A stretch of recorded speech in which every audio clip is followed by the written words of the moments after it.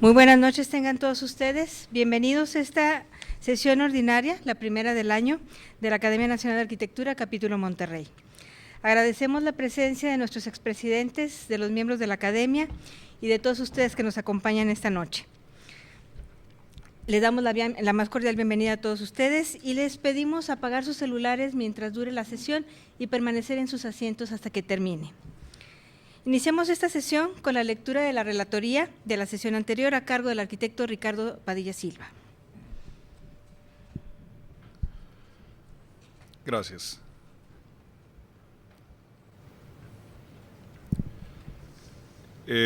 La sesión que estamos haciendo la relatoría, la sesión del 13 de diciembre del 2010, los invitados al panel fue Celia Redondo, Ricardo Elizondo, Guillermo Cortés Melo, Juan Ignacio Barragán, Javier Sánchez, Héctor Domínguez y como moderadora Julieta Cantú, nuestra presidenta del capítulo Monterrey. El panel de participantes del ciclo de conferencias fue titulado Transformación y Crecimiento de Monterrey, 200 años de historia, organizado por el capítulo Monterrey y el Museo de Historia Mexicana de Monterrey.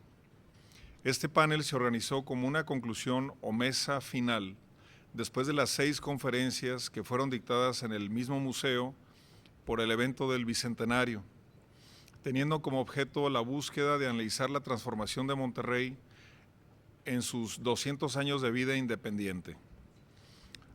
Las temáticas por revisar dentro del panel, según la moderadora, fueron las siguientes 4. Primero, lectura de la historia y la morfología humana y urbana de Monterrey. Segundo, los actores de la ciudad y su desarrollo.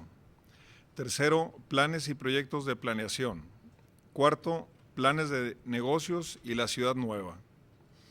Por lo rico, variado, intenso y nutrido de los comentarios, decidimos mencionar las 23 frases y o ideas fuerza de toda la reunión, asumiendo los coautores que fueron la mesa de discusión entera como en la ciudad es el talento anónimo lo que queda y le pertenece a todos. Esperando les complazca, aquí se las presentamos a continuación. Primero, lectura de la historia y la morfología humana y urbana. 1. Hay que no matar el imaginario de la ciudad porque sería como matar la fuente de su vocación y de su inspiración. En muchas ciudades del mundo es tan importante la fundación mítica como la misma fundación real de la ciudad. Segundo, no hay respuestas simples para preguntas complejas. 3. No olvidar la historia de la tierra. La tierra donde estamos plantados tiene su propia historia y esta no debe ser violentada. Las aguas corren por determinado punto o línea. Las alturas estuvieron por determinada cota. Los aires y el sol entraban por determinados lugares y eso sigue siendo hasta el día de hoy. Si uno trata de violentar con imaginería la historia de la tierra, que es la historia natural, resulta mal el asunto. 4. Si tomamos en cuenta que la fundación se realizó en 1596 y fue trazada de acuerdo a las ordenanzas coloniales, fue Monterrey una aldeíta que permaneció así 200 años continuos. 5. Nos hemos pasado muchos años despreciando nuestro entorno natural. Cuando leemos los relatos del Monterrey original es difícil imaginar los sabinos y el vergel donde estaba situada la ciudad original. Probablemente el río La Silla actual se parezca hoy a lo que fue entonces el centro del inicial Monterrey. 6. La historia de la ciudad es un poco la pérdida de la biodiversidad. Ya desde el siglo XVIII se quejaban o se notaban la devastación de los pastizales por los rebaños que llegaban viajeros.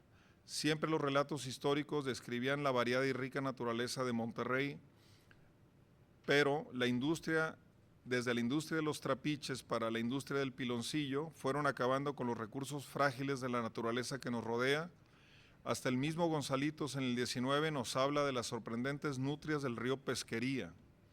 Cada asentamiento de las poblaciones de Nuevo León es el relato de la historia de las acequias de cada asentamiento y del cómo se fueron perdiendo una tras otra cada una de ellas. 7. Mucho del recurso que se producía aquí en la colonia se iría a Querétaro o a Guadalajara, pero también hay muchos reportes de construcción en piedra y de producción agropecuaria en el Nuevo Reino de León, pero por asuntos administrativos los recursos se iban al centro del país. 8. La conservación del patrimonio histórico es un lujo y se necesitan muchos recursos para hacerla. Por esa razón, en el caso nuestro, es prioritario seleccionar los edificios valiosos por conservar. 9. Se conserva el patrimonio para mantener ejemplos de épocas de la ciudad. Eso es parte de la identidad nuestra. En Fundidora ahora se está amenazando con un nuevo museo la arquitectura industrial. Esa intervención en Fundidora no tiene todavía una correcta calificación del INBA. El instituto no ha dado una opinión de esto, la comunidad en general debería de tener una participación más fuerte. Debería de haber una cultura ciudadana de la conservación. Segundo capítulo, los actores de la ciudad y su desarrollo. El inicio de los grandes capitales y familias con fortunas en Monterrey fueron muy particulares, desde el contrabando y traficantes de armas. Este capital inicial generó en la posterior generación el motor económico. Este motor industrial explica muchos elementos de nuestra ciudad. La forma urbana de Monterrey encontró muy rápidamente un choque de planeación por su rápida expansión. Una vez que se agotó la zona del repueble, se topó con las vías del ferrocarril y con la misma fundidora y sus propias zonas industriales, asunto que todavía no superamos cabalmente. Segundo, este es uno de los elementos esenciales de Monterrey que luego nos quejamos. Esta ciudad que se desarrolló como ciudad de la industria con su lógica y sus valores industriales está muy anclada en nuestra sociedad, en nuestra visión, y a veces entra en conflicto con los valores más humanistas y con los valores estéticos. Es parte de la dialéctica diaria en la que vivimos y la que seguiremos viviendo por mucho tiempo. Tercero, la iglesia históricamente fue el gran promotor de la arquitectura monumental y los avances de la ciudad. El edificio del obispado marcaba un hito poderoso en el entorno de la ciudad, de cierta forma jalaba la ciudad hacia el poniente. Era un edificio ejemplar que aprovechaba los materiales constructivos, los vientos y el agua de forma muy sabia. Cuarto, asimismo la ciudad de 1900 es una ciudad sorprendentemente cosmopolita, llena de extranjeros, europeos, alemanes, gente de Estados Unidos, italianos, etcétera. De sus constructores de época hay innumerables protagonistas y es difícil seguirles la pista a todos ellos. Había inclusive constructores de la Ciudad de México, artesanos de San Luis Potosí, Zacatecas, etc. 5. La fuerte presencia de los extranjeros en Monterrey derivan de la industrialización creciente y por la misma idea de progreso de la ciudad. Asimismo, las minas de Zacatecas, Concepción del Oro y San Luis Potosí se alimentaban de productos especiales y variados a través de Monterrey. Era el paso obligado viniendo desde el mar hacia las minas. Monterrey entonces se convierte así en un embudo de la conectividad regional. Este proceso fue lo que hizo rico a Monterrey debido a sus constantes visitantes, había abundantes hoteles y mesones para el hospedaje. Tercer capítulo, planes y proyectos de planeación. 1. De 1950 para acá ha habido una decena de planes, unos aprobados, otros no aprobados. Todos tuvieron sus aportes. En algunos casos los aportes fueron más en planos no aprobados que por planos aprobados por ley. Parte de la planeación original de Monterrey no solo se hizo por el gobierno del estado, sino por la iniciativa privada que tenía un centro de estudios sociales y urbanísticos. Los más destacados fueron el plan del 1967, el plan estatal de desarrollo urbano de los 80s, el plan multidimensional del 94-95, el plan urbano 2021 y el último que es el plan de la zona periférica. La diferencia entre todos estos planes es que en los primeros sí se mencionan áreas específicas y prioridades para la expansión urbana y en los nuevos planes se quedan muy generales y ambiguos estos puntos.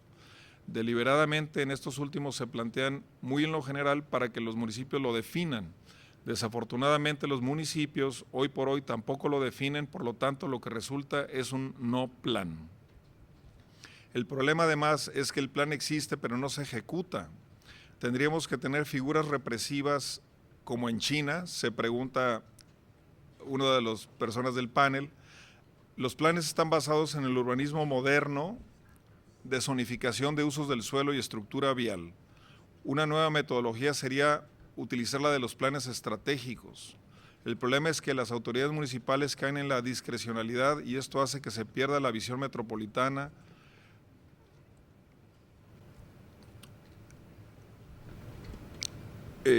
La visión metropolitana, no hay mecanismos para ponernos de acuerdo.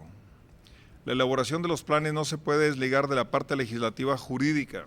Este sector del poder público se ha ido acomodando poco a poco para irle dejando a la IP lo más flexible posible en su acción. El sector público tiene que retomar la batuta, dar las prioridades y tener la habilidad para negociar a favor de los aspectos sociales. Cuarto, planes de negocios y la ciudad nueva. La ciudad no solo son sus edificios o sus calles, sino son su gente. Tenemos que buscar un verdadero reavivamiento de la ciudad y de su gente. Los promotores no son los encargados de ello, le toca a la comunidad. La violencia que vivimos es un proceso de devaluación de todo nuestro patrimonio e inversión de toda la ciudad, de toda la ciudadanía. 2. En el reinvento de la ciudad tenemos que regresar al centro, volver a encontrar la amabilidad de tener todo a pie.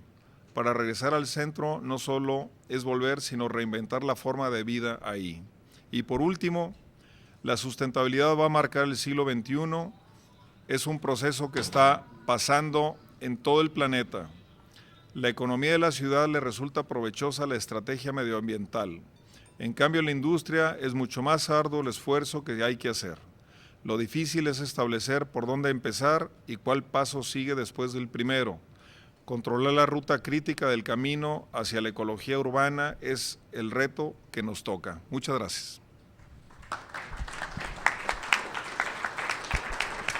Muchas gracias, Ricardo.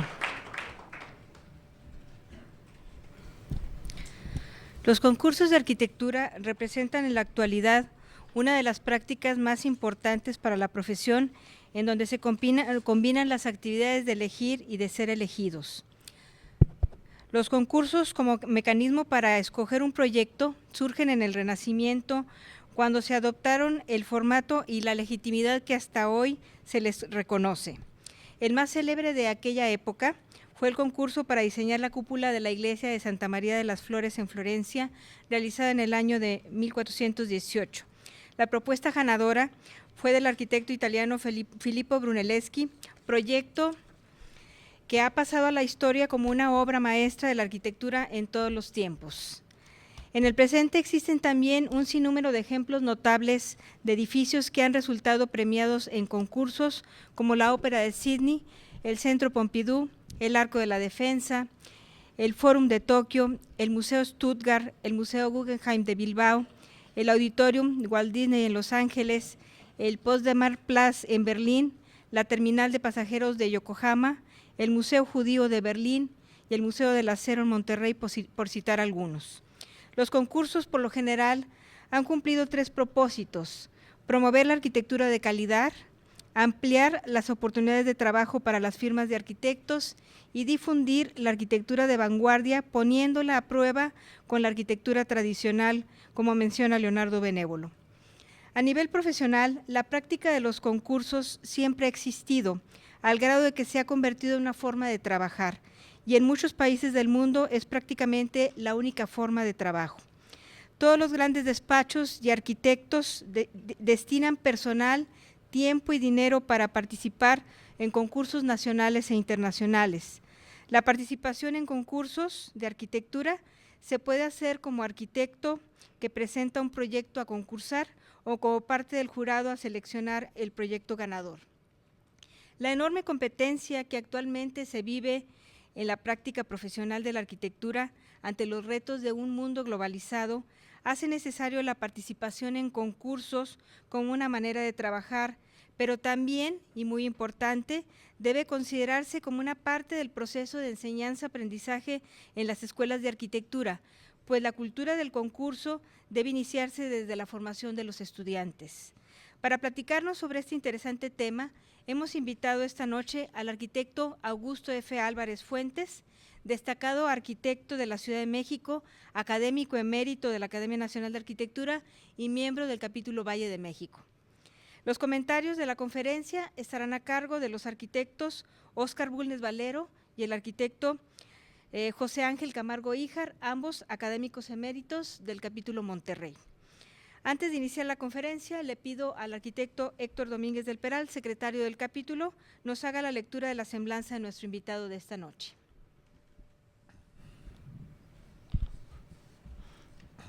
Arquitecto Augusto F. Álvarez Fuentes. Cursó la carrera de arquitectura en la Universidad Iberoamericana en México, Distrito Federal. Obtuvo un diploma en planeación urbana y regional en el Architectural Association School of Architecture y tomó el curso de maestría en ciencias en geografía urbana en el London School of Economics de Londres, Inglaterra. Es miembro vitalicio del Colegio y Sociedad de Arquitectos Mexicanos desde 1979. Es académico emérito de la Academia Nacional de Arquitectura desde el 2006 y miembro del AIA, American Institute of Architects, desde 1993. Práctica profesional. Autor y colaborador de varios trabajos sobre planeación urbana, diseño urbano, conservación y desarrollo regional en España para CETA y en México. Como funcionario de AURIS y de SAOP, participó en proyectos, planes y programas de arquitectura y planeación para la zona conurbada del centro del país. Colaborador, socio y director de varios despachos de arquitectos desde 1968 a la fecha, en donde ha participado, dirigido y desarrollado proyectos para múltiples clientes, muchos de ellos realizados en asociación con su padre, Augusto H. Álvarez, y con otros arquitectos. Fue colaborador y coautor con el arquitecto urbanista Javier García Bellido del Plan Especial de Conservación de la Ladera de Levante del río Vinalopó en Elche, Alicante. Durante su estancia en España también fue colaborador del Centro de Estudios Territoriales y Ambientales, CETA, de Madrid, España. Ha trabajado con firmas nacionales como Grupo Diseño Urbano, Grupo 103 y extranjeras como Pay, Cobb, Fried & Partners, Kohn Pedersen, Peterson Fox, Skidmore, Owens & Merrill, Perkins & Will Partnership. Perdón por el inglés. Entre otros proyectos es autor junto con Francisco Serrano y Susana García Fuertes del nuevo edificio académico de la Universidad Iberoamericana. En el 90-96 hace el proyecto de plaza corporativa del Grupo Nacional Provincial en México Distrito Federal, proyecto hecho en el terreno del viejo o antiguo campus de la UIA, Universidad Iberoamericana, proyecto también de la firma y proyecto también ganador del Premio Nacional de Matías Geritz en 1996. En el 93-94 hace el Museo Espacio de Historia Mexicana en Monterrey, Nuevo León, proyecto hecho en asociación con el arquitecto Óscar Bulnes Valero.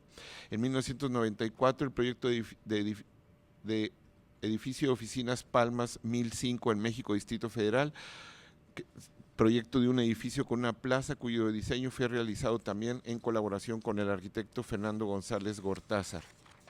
En el 2008-2009, el Museo de los Pueblos Indígenas en México, Distrito Federal, proyecto hecho en asociación con el arquitecto Francisco López Guerra. Ha participado en proyectos para concursos internacionales. En 2001, para el nuevo Museo de la Acrópolis en Atenas, Grecia, proyecto hecho en asociación con el arquitecto Pedro Ramírez Vázquez e IDEA Asociados, México, y con Apex y Dimitri Kataropoulos. En 2003, la Biblioteca José Vasconcelos en la Ciudad de México, Distrito Federal, proyecto hecho en asociación con Moshe Safdie y Asociados y con KMD México.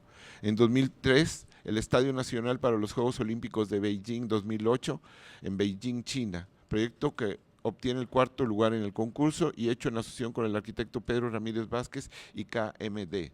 2005, el proyecto Complejo Judicial de la Judicatura Central de Managua, en Managua, Nicaragua, anteproyecto en asociación con KMD México. Su actividad docente ha sido en la UAM, Azcapotzalco, y en la UIA, donde ha sido profesor de asignatura dando diversos cursos de proyectos. En los últimos 3 años ha participado en talleres internacionales y proyectos académicos, tanto en México como en el extranjero, y ha sido jurado de diversos cursos de arquitectura. Arquitecto, le solicitamos, pase usted a darnos la plática, por favor.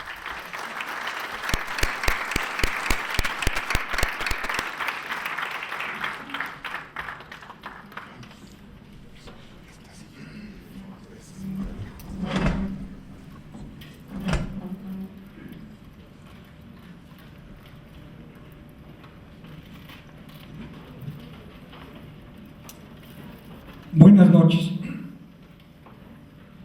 Encantado de estar aquí en Monterrey, un lugar al que siempre vengo con muchísimo gusto, más rodeado de amigos y conocidos, de colaboradores, de socios, de gente que aprecio y de gente que siempre me interesa ver.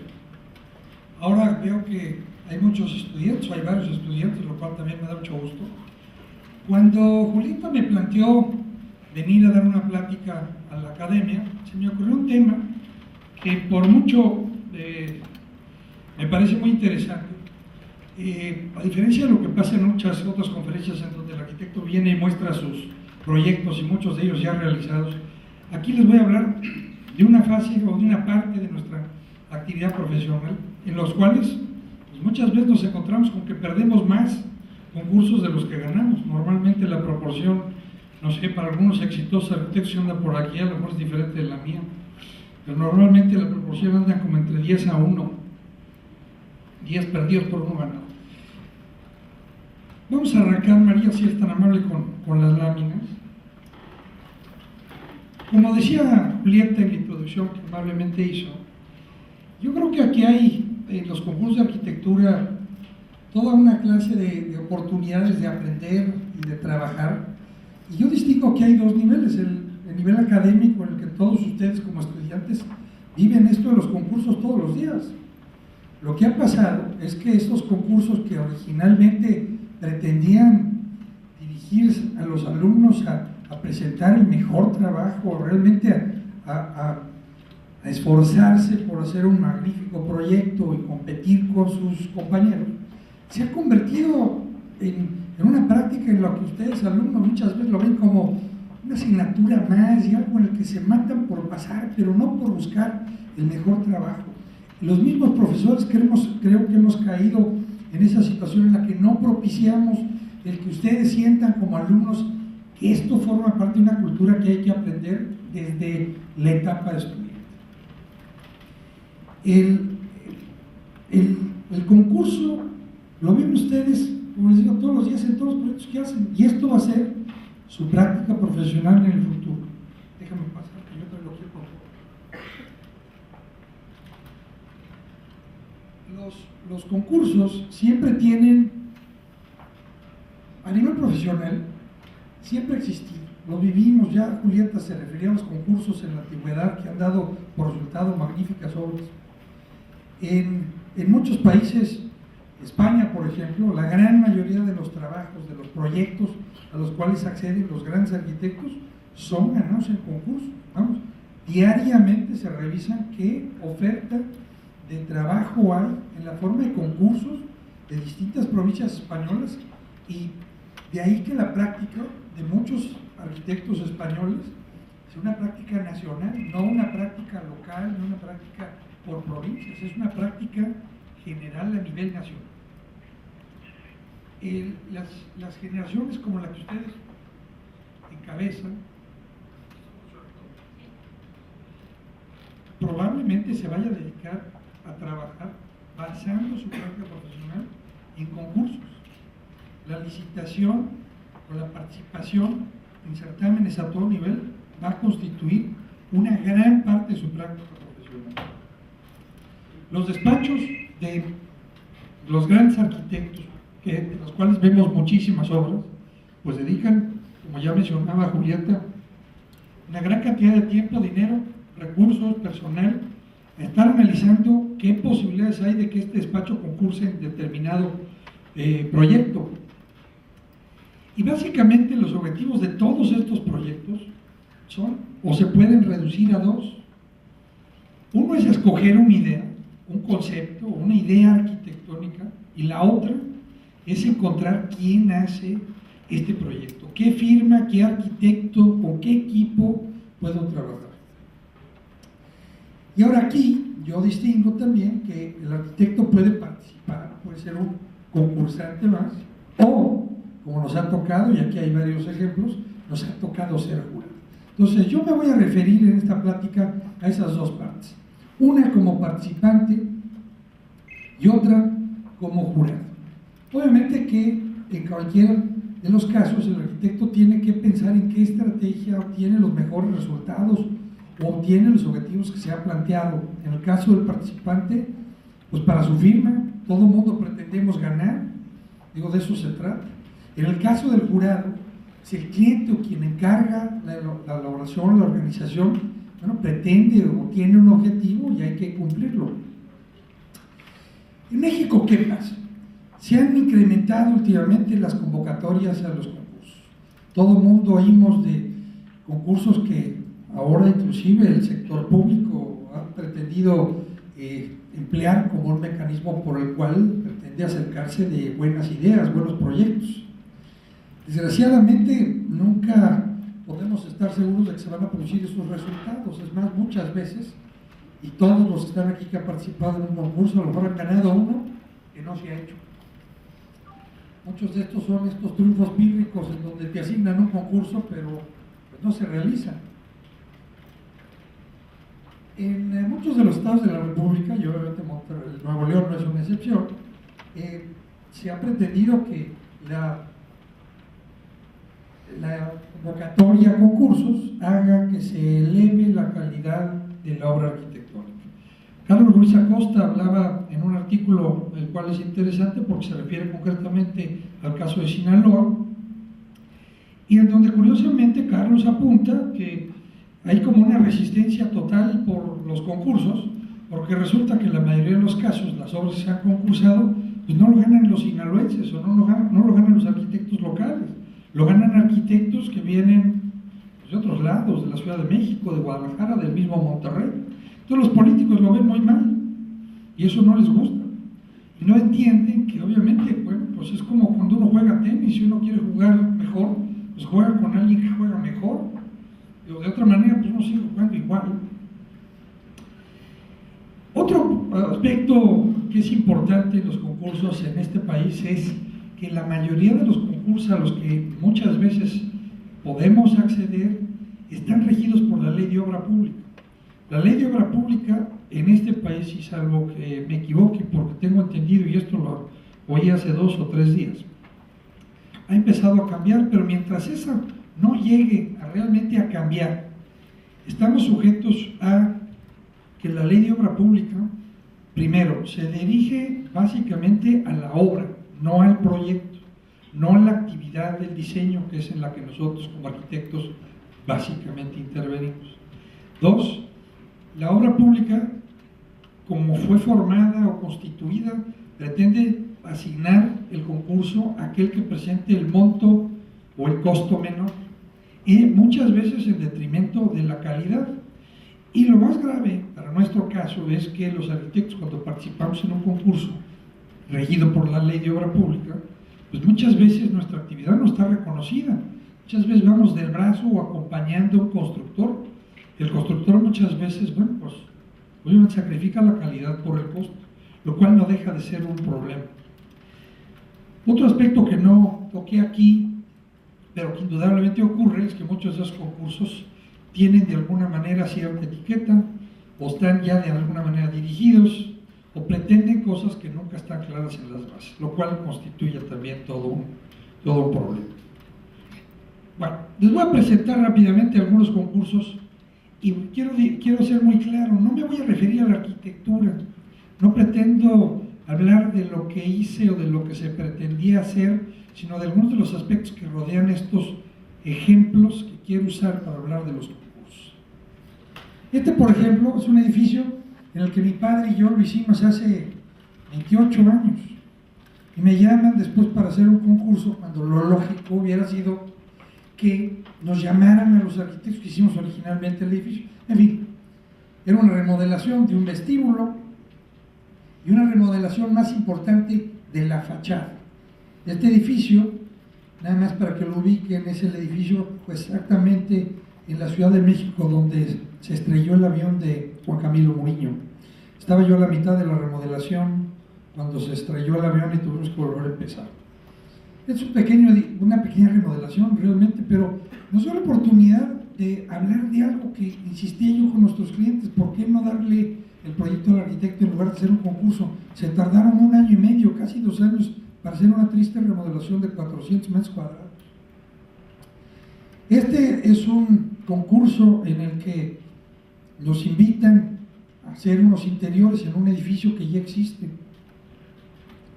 Un concurso complicado por la cantidad de reglas, por el número de requisitos a cumplir.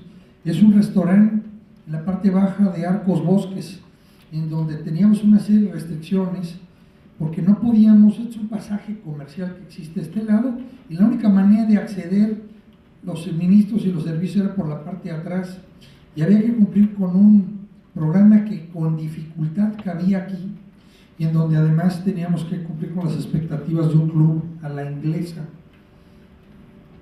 Esta es la parte de arriba, el gran salón con un gran vacío.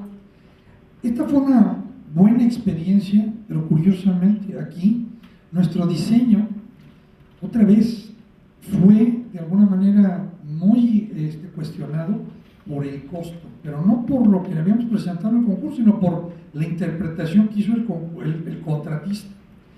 Gracias a Dios lo sacamos adelante con todas las complicaciones. El concepto es toda una celosía que se refleja tanto en el piso como en las paredes para crear la sensación de que está uno en un lugar que no era el edificio cerrado. Este otro es un proyecto en el que curiosamente yo creí que no íbamos a tener oportunidad, y es otra lección a aprender. Muchas veces hay que diseñar, lo platicaba yo ahorita con Benjamín, una estrategia de cómo ganar el concurso, cómo hacerle a realmente llegar a que quien va a tomar la decisión vea nuestra idea.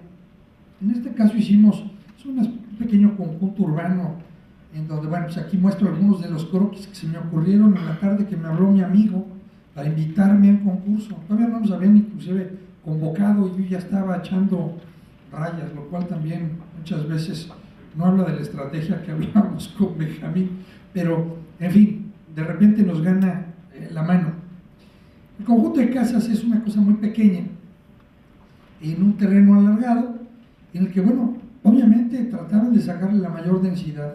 Yo no estaba muy seguro de que lo podíamos hacer, y esto es lo más que pudimos lograr, pero señalo esto porque muchas veces en el concurso uno no se está imaginando que el desarrollador lo que está buscando es ver qué idea le permite tener la mayor densidad, el mayor retorno sobre su inversión.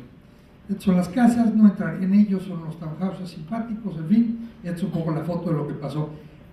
Muestro esta foto porque originalmente esta era una calle abierta en donde uno entraba en la parte de abajo y el permiso no había sido obtenido con esta superficie construida para crear una calle interior, que era lo que a nosotros se nos ocurría que podía hacer, pero no nos lo permitían. Bueno, el desarrollador lo logró y ahí está el concurso. Un concurso que ganamos casi, pues por una serie de circunstancias que no fueron tanto por una estrategia como nos lo habíamos imaginado, sino porque nuestro proyecto era tan noble que el desarrollador decidió que podía funcionar. Es el mismo cliente y aquí nos invita a hacer otro conjunto en el que nosotros mismos, confieso, que fallamos la estrategia. Nosotros no interpretamos lo que quería hacer el desarrollador. Es interesante que planteáramos aquí un número de casas con un espacio, al fondo, que era el atractivo. Esto era unas casas en Cuernavaca, pero que no eran, estaban dirigidas a gente que vive en Cuernavaca. Y esto no lo supimos sino hasta ya entraron. ¿Escuchas?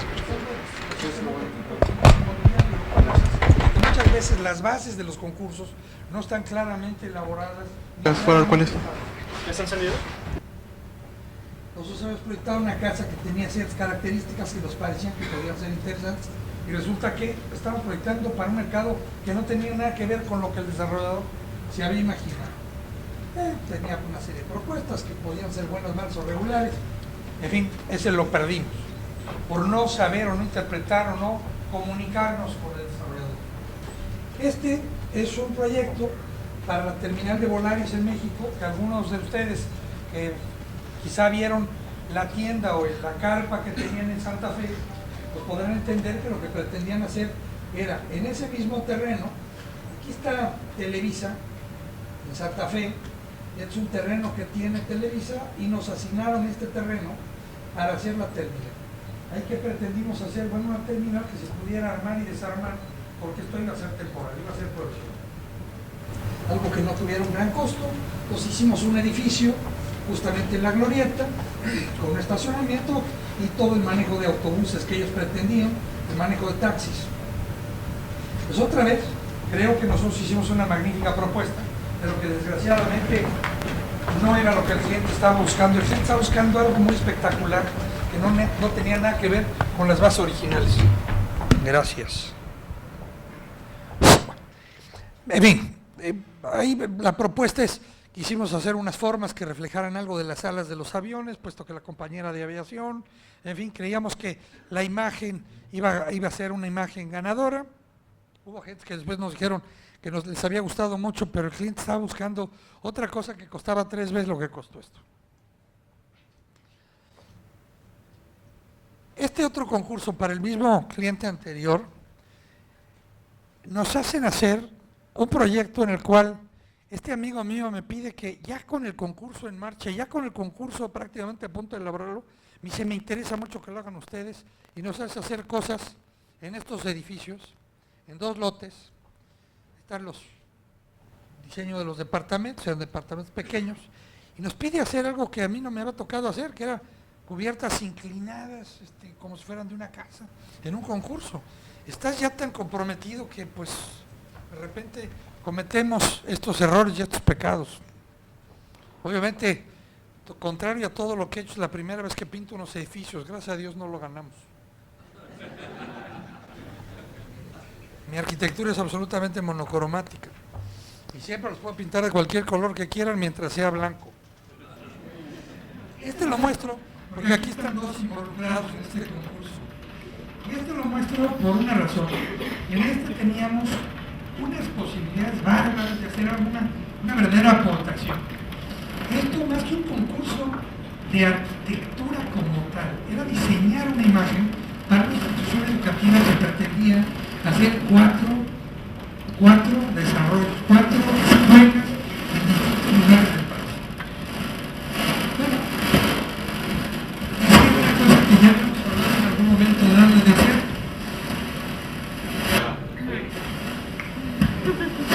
¿Qué es? No se necesita el micrófono, se oye bien. ¿Qué hago en este concurso? Hablo con 2 muy buenos y queridos amigos que están presentes aquí. Y les digo: vamos a hacer una cosa. Como nos habían invitado a 5, nos aliamos para ver quién ganaba este concurso. Y bueno, pues concursamos cada uno con su propia idea. ¿Este sirve? Vamos a ver. Bueno, yo invento esto. Es un terreno complicado, tenía 2 calles, frente a 2 calles, tenía una gasolinera en medio y tenía esta forma de una H complicada. Estos son mis croquis de la zonificación, en fin. Digo, ¿a qué me refiero cuando decían imagen? Tenías que identificar al ITEA, al Instituto Tecnológico de Educación Avanzada, en cualquiera de las ciudades. Bueno, pues a mí se me ocurre que había que resolver ciertas cosas del campus de la escuela, en fin, la ubicación de los edificios, pero había que inventar algo que lo identificara. Entonces a mí se me ocurrió hacer un elemento que está aquí y lo convierto en algo que yo lo llamé pues, como el faro del saber. Esto tenía es una torre, aquí está el croquis, una altura con un rayo láser muy parecido a su faro del comercio, vamos, en donde lotes de 20 hectáreas, pues no iban a darse en los centros de las ciudades, entonces había que pensar que lo podían ubicar desde lejos. Bueno, ahí está el render. ¿Qué pasó? Pues resulta que lo gano yo, gano ese concurso. Y obviamente pues nos quedamos encantados porque entonces mis amigos iban a participar conmigo en el proyecto. Y estos clientes, unos verdaderos pillos, deciden no pagarnos, pero no pagarnos ni los gastos ni el premio del concurso. Bueno, pues lo peleamos, lo ganamos. Desgraciadamente nos quedamos sin el proyecto. Este concurso, que es uno de los concursos internacionales, ya lo había presentado aquí y voy a tratar de irme rápido porque es un concurso muy interesante, muy divertido. Probablemente el terreno más complicado en el que yo jamás me he visto o me he enfrentado es, la idea era hacer un nuevo museo para alojar los mármoles del Partenón que se habían llevado a Inglaterra y que querían regresar, alojarlos en este recinto y presentarlos para las Olimpiadas. Aquí está un poco lo que sucede, aquí está el Partenón, están algunos de los templos que están en toda la parte de la Acrópolis, este es el paseo por el cual subes y este es el terreno que nos habían dado. Ahí está el terreno. Este concurso ya era el tercer concurso internacional que habían hecho. Fallados los dos anteriores, el anterior lo habían ganado unos italianos y no se hizo porque cuando empezaron a excavar encontraron toda esta serie de ruinas. Eso hizo que se detuviera y que se cancelara el proyecto anterior. Nos piden hacer otro.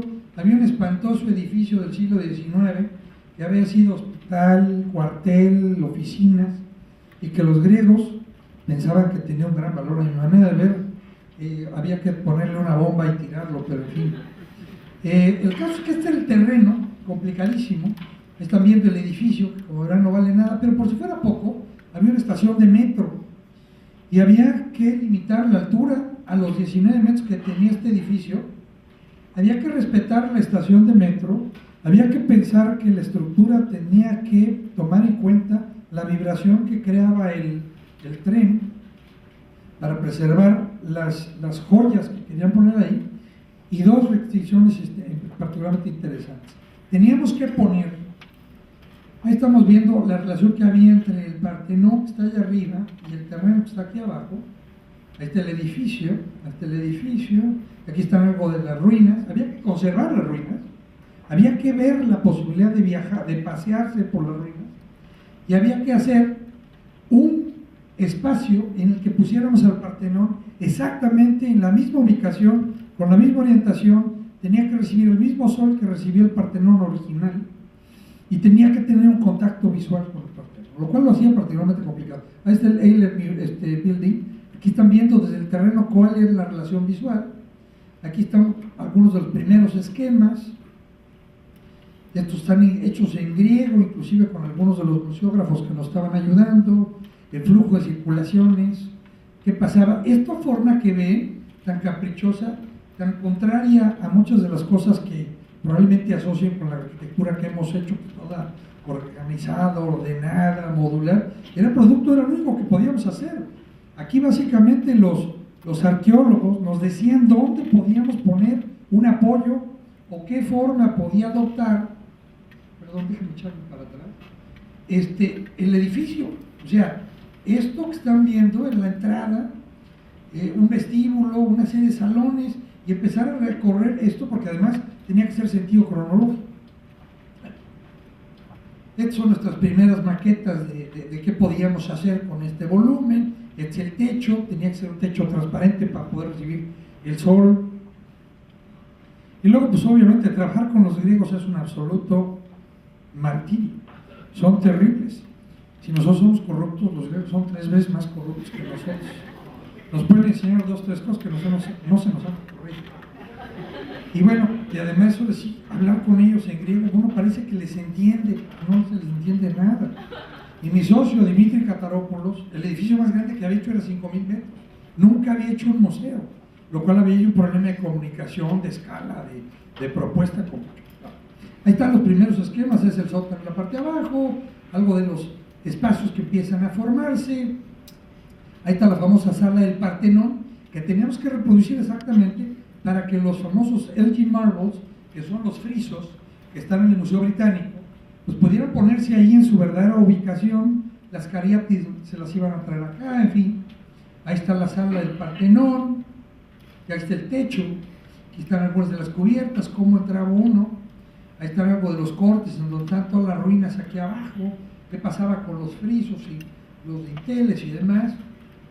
Aquí hay algunas perspectivas que nos hizo el museógrafo Soto Soria, ahí estamos viendo el Partenón, aquí vamos a ver cómo estaba concebido esto, ahí está un poco el corte por el que estábamos trabajando, por aquí está la estación de metro, que no tenía que mezclarse con el edificio, algunos de los otros displays que íbamos a poner, ahí está nuestra foto de la maqueta final.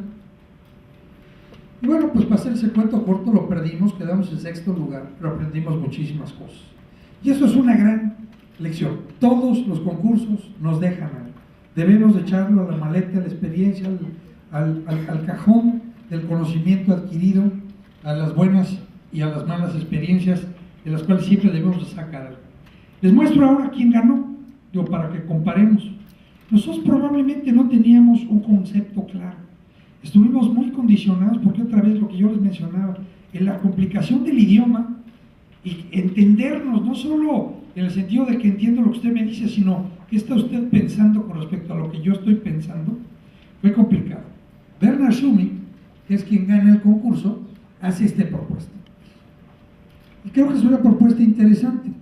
Les puedo decir que los ingleses nunca les devolvieron a los griegos las piedras, siguen en el Museo Británico. Y los griegos, a pesar de que hicieron unos intentos bárbaros por ver cómo se las traían, nunca lo lograron. Esta es la propuesta de Schumich, a mí me parece interesante. Se brincó absolutamente todas las reglas, le valió absolutamente un cacahuate lo que decían los arqueólogos, puso las cosas donde él quería y se ganó el concurso. Lo cual habla de otra enseñanza.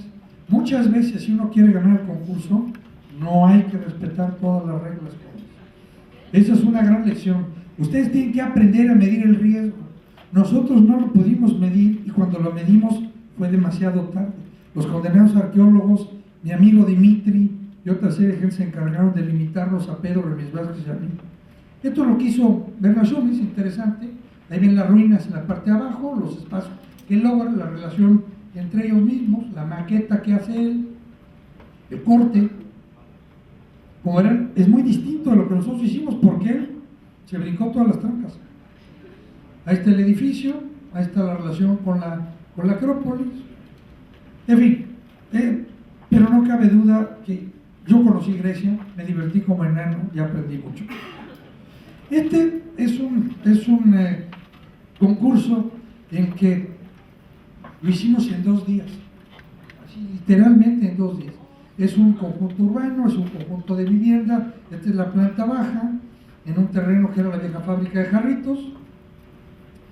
Y fue la primera vez que hacía yo un concurso a esa velocidad, en donde la posibilidad de trabajar con un equipo de producción bárbaro que tiene KMD nos permitió hacerlo, les prometo, en 2 días. Estos son los edificios. Si ven, reflejamos la misma planta baja en la azotea de los edificios.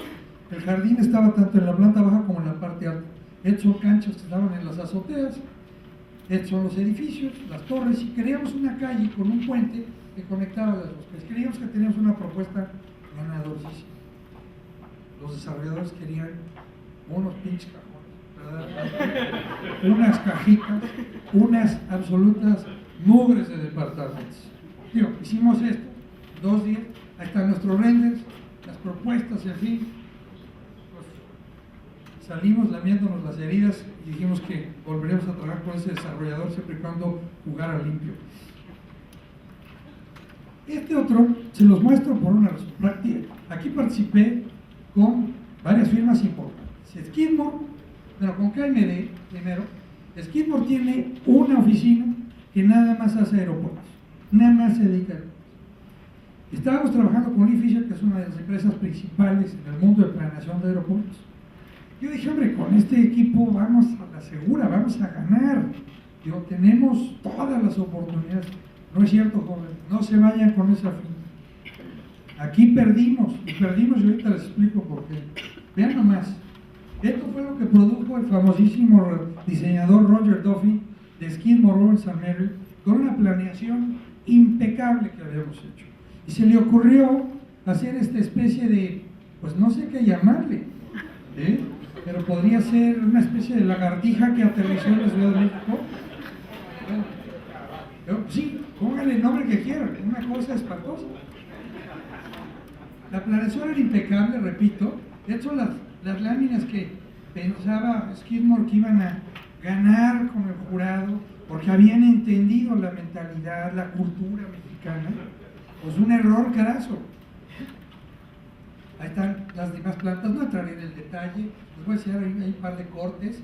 Esto es el corte transversal, ahorita el longitudinal es fue el que impulsó a Roger Duffy a hacer la propuesta. Él le recordaba de esta forma las montañas del Valle de la Ciudad de México. O sea, ¿verdad? Bueno, yo hice un berrinche espantoso, porque dije, con esto perdemos, y eso fue lo que pasó. Vean nomás, esta perspectiva la hicieron en Nueva York. Cualquiera de ustedes que son unos tigres del teclado, podrían haber hecho un render mucho mejor. Vean nomás esto. A mí me dio pena cuando lo hice. Esto habla también de otra cosa. Pueden ganar si hay una buena idea arquitectónica. No se dejen influenciar. Pueden tener el mejor socio del mundo. Esto es lo que hace el mejor socio del mundo. Ojo, vean esto. Los azulejos, porque hubo un loco que fue a Puebla y se emocionó con la Talavera. Digo, no es posible. Ahí está la planeación, la vialidad que hacíamos. Todo muy bien, pero obviamente fallamos. Pancho Serrano tenía una buena idea arquitectónica, no se la complicó, por eso ganó. Ahí está el hotel, ahí está las plantas del hotel, el concepto del hotel. La maqueta la mandamos a hacer a Conecta, la trajimos en avión, pues sí, no estaba mal, pero es un pinche gusano.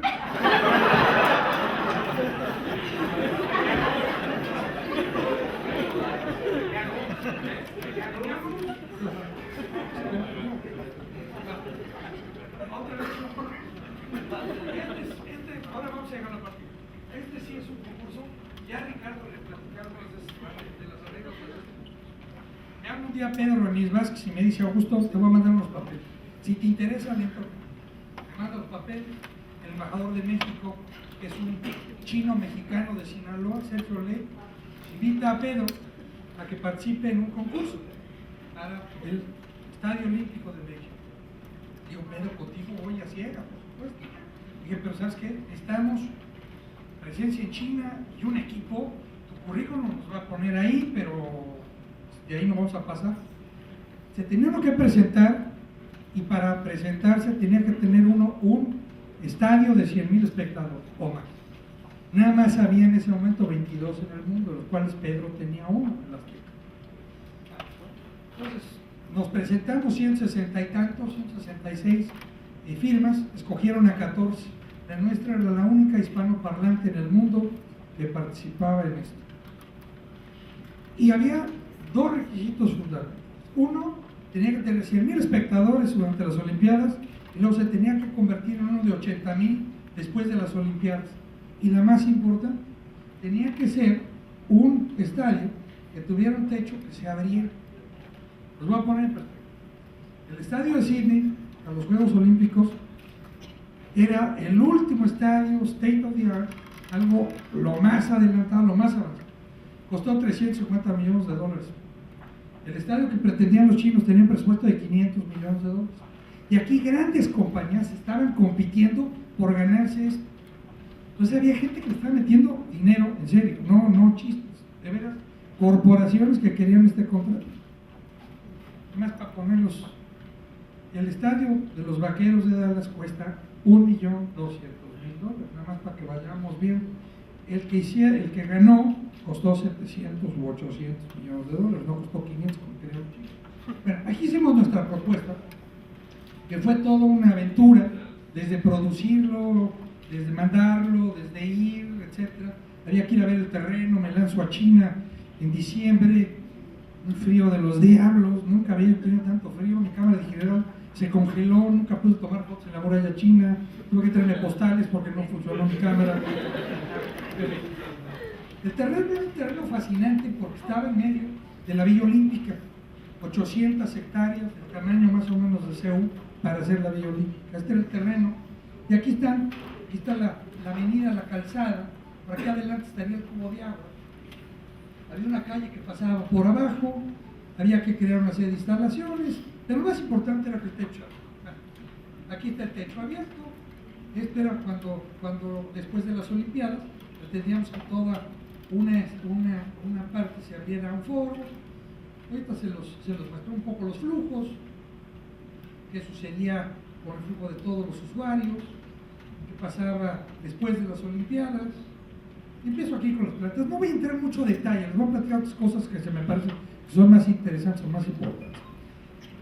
Cuando voy a China, Pedro me conecta con un señor, amigo suyo chino, del Comité Olímpico Chino, Mr. G. Mr. G me presenta, pues digo, si vamos a ganar, pues ¿con quién me asocio? Entonces Mr. G nos invita a cenar, vamos a cenar, me presenta a un arquitecto chino, 38 años, 40 años, una cosa así. Venía yo con el hijo de Pedro, Javier Ramírez Campuzano, y bueno, pues platicamos con él, cenamos muy bien, nos invitó al día siguiente a su oficina, porque yo le dije que quería platicar con ellos. Y vamos al siguiente día a una dirección en Beijing. Llegamos y nos encontramos con 8 edificios, un conjunto de 8 edificios como de 10 pisos cada uno, era el pequeño despacho del Instituto de Diseño de Beijing. 3.000 arquitectos e ingenieros. Cada edificio era una especialidad y cada piso se dedicaba a una ingeniería o a una especialidad. No, una cosa verdaderamente impresionante. Bueno, pues nos sentamos con ellos, salen 3 chinos. Yo hablaba inglés muy bien, Javier también, y digo, Javier, no te asustes de lo que voy a hacer, pero voy a decir una barbaridad, pero aquí tenemos que jugar. Entonces les digo a los chinos, oigan, nosotros venimos aquí a concursar por el Estadio Olímpico, y me dicen ellos, nosotros también.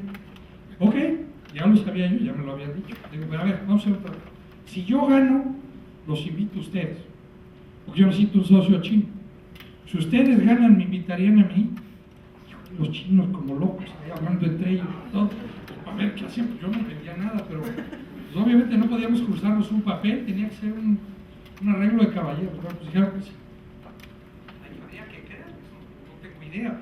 Los chinos obviamente son más escurridizos que una anguila, pero en fin, habría que creer. Nos lanzamos, hicimos nuestro concurso, en fin, tendrá sus virtudes o lo que ustedes quieran. Y ahorita les muestro, esto está basado un poco en el concepto de que el estadio se desplantaba de tal forma que los minusválidos podían entrar a nivel y bajaban.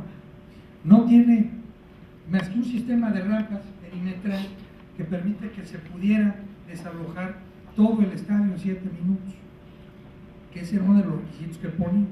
Entonces las rampas son muy amplias, todo el sistema permitía que así se hiciera. Y aquí está el techo.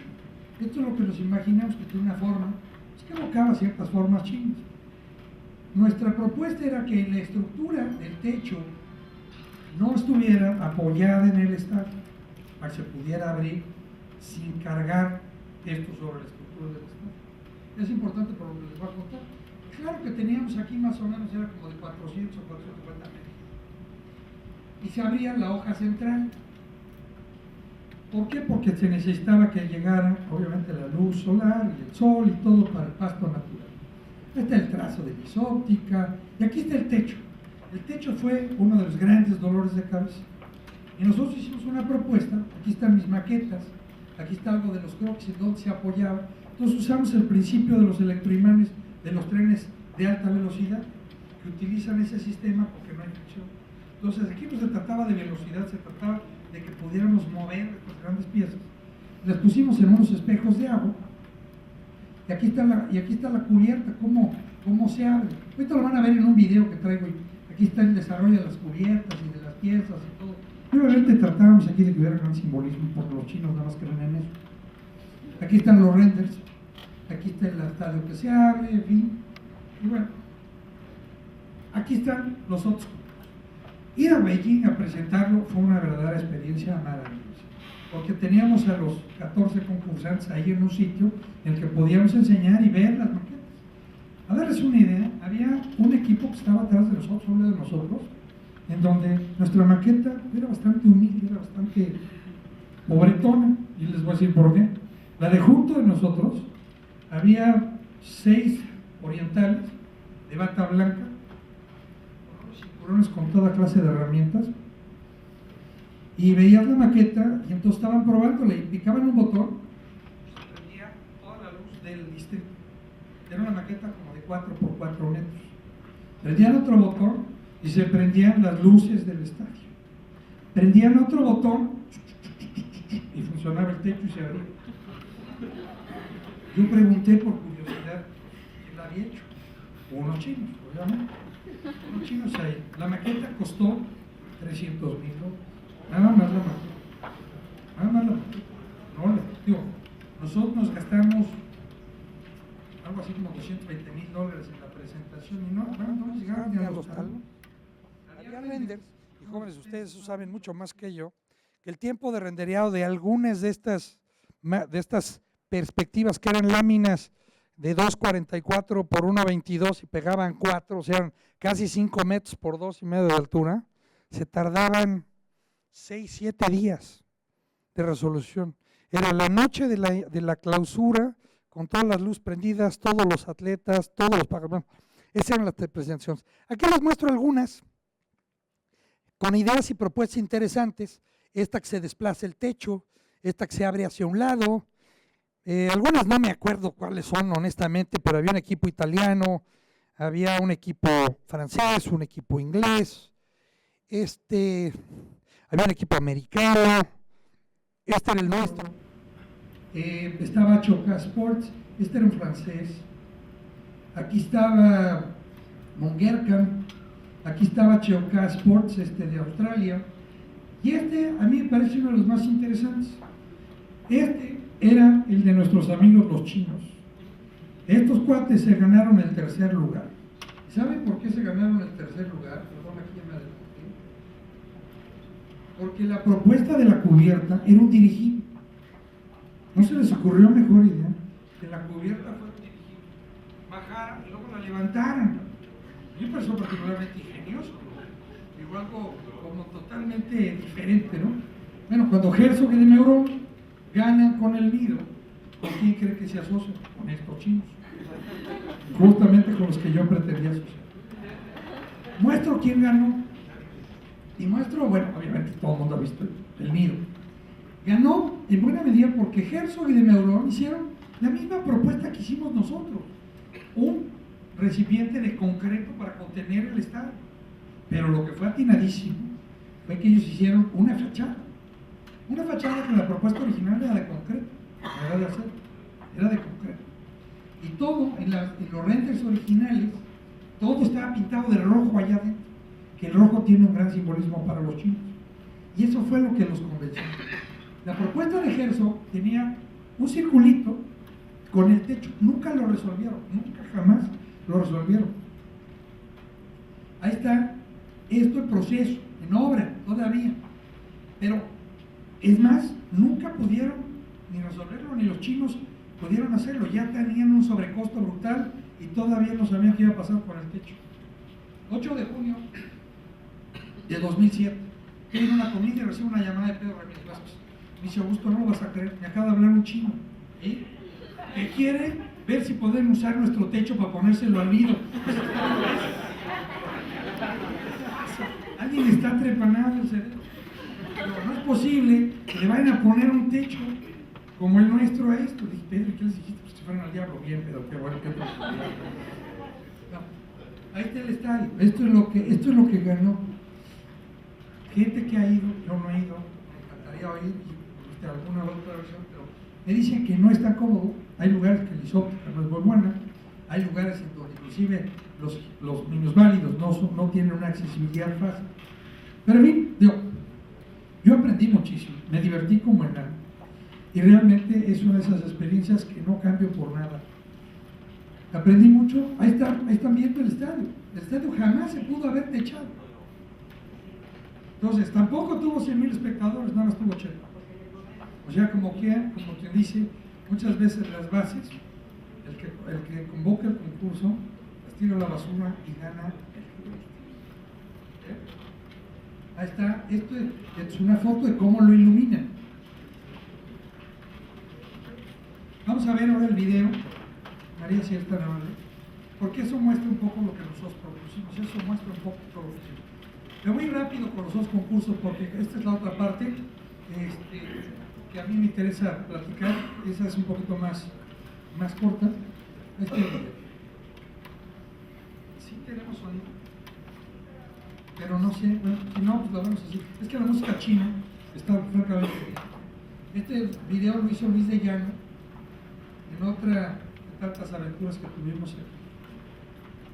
Luis de Llano lo hizo gratis, nada más por tratarse de que fuéramos nosotros y de que fuera el único equipo hispanoparlante. Ahí está la ciudad olímpica, la Villa Olímpica. El cubo de agua sería esto. Ya estamos viendo las láminas y los renders. Esto se lo echó Luis de Llano en 2 días. Y habla de la Calpaceba. Ahí nos vamos a ir viendo las mismas láminas con el visto.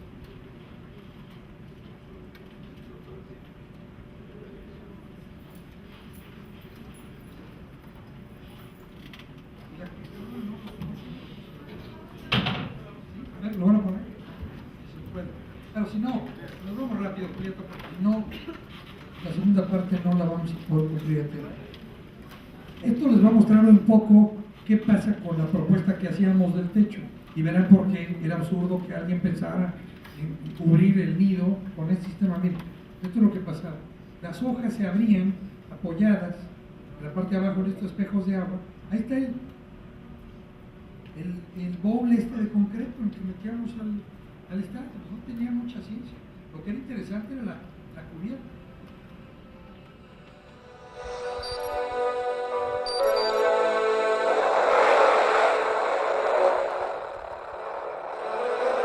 Un requisito era que presentáramos un video de no más de 4 minutos que mostrara la propuesta.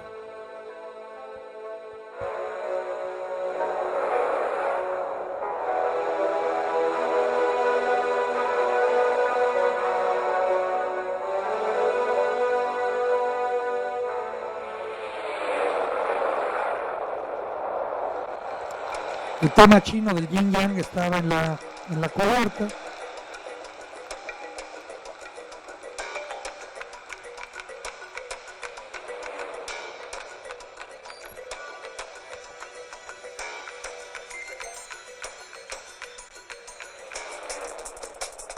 Hay un video de Ana Gabriela Guevara corriendo 400 metros en el récord mundial.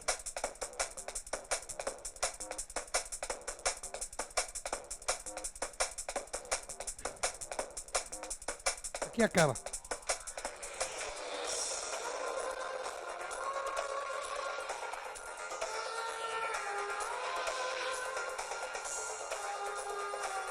Bueno, esta que fue una gran experiencia, por lo menos a mí me sirvió mucho. Y aquí vamos a ver otra parte en la que hay algunos concursos recientes en el que también hay otras lecciones a aprender. Ahí viene ya, ¿verdad, María? Se tarda un poquito en cargar. Son concursos más recientes. Aquí me voy a ir muy rápido y vamos a llegar a algo que les quiero mostrar al final, que es una primicia, nadie lo ha visto. Me tocó ser jurado del concurso internacional de las oficinas, tanto corporativas como operativas de Bancomer. Y les voy a mostrar las propuestas de los 6 despachos para los 2 proyectos. Donde, si hay tiempo, los platicamos con un poquito más de calma para darles oportunidad a Pinto y a Oscar de hacer algunos comentarios.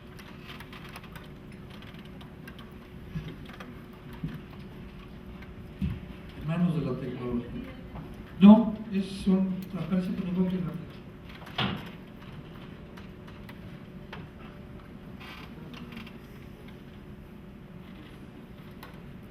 Bueno, me adelantaré un poco. Aquí está, ¿no? Concursos recientes. Bueno, aquí hablo de varios concursos con los que he participado recientemente.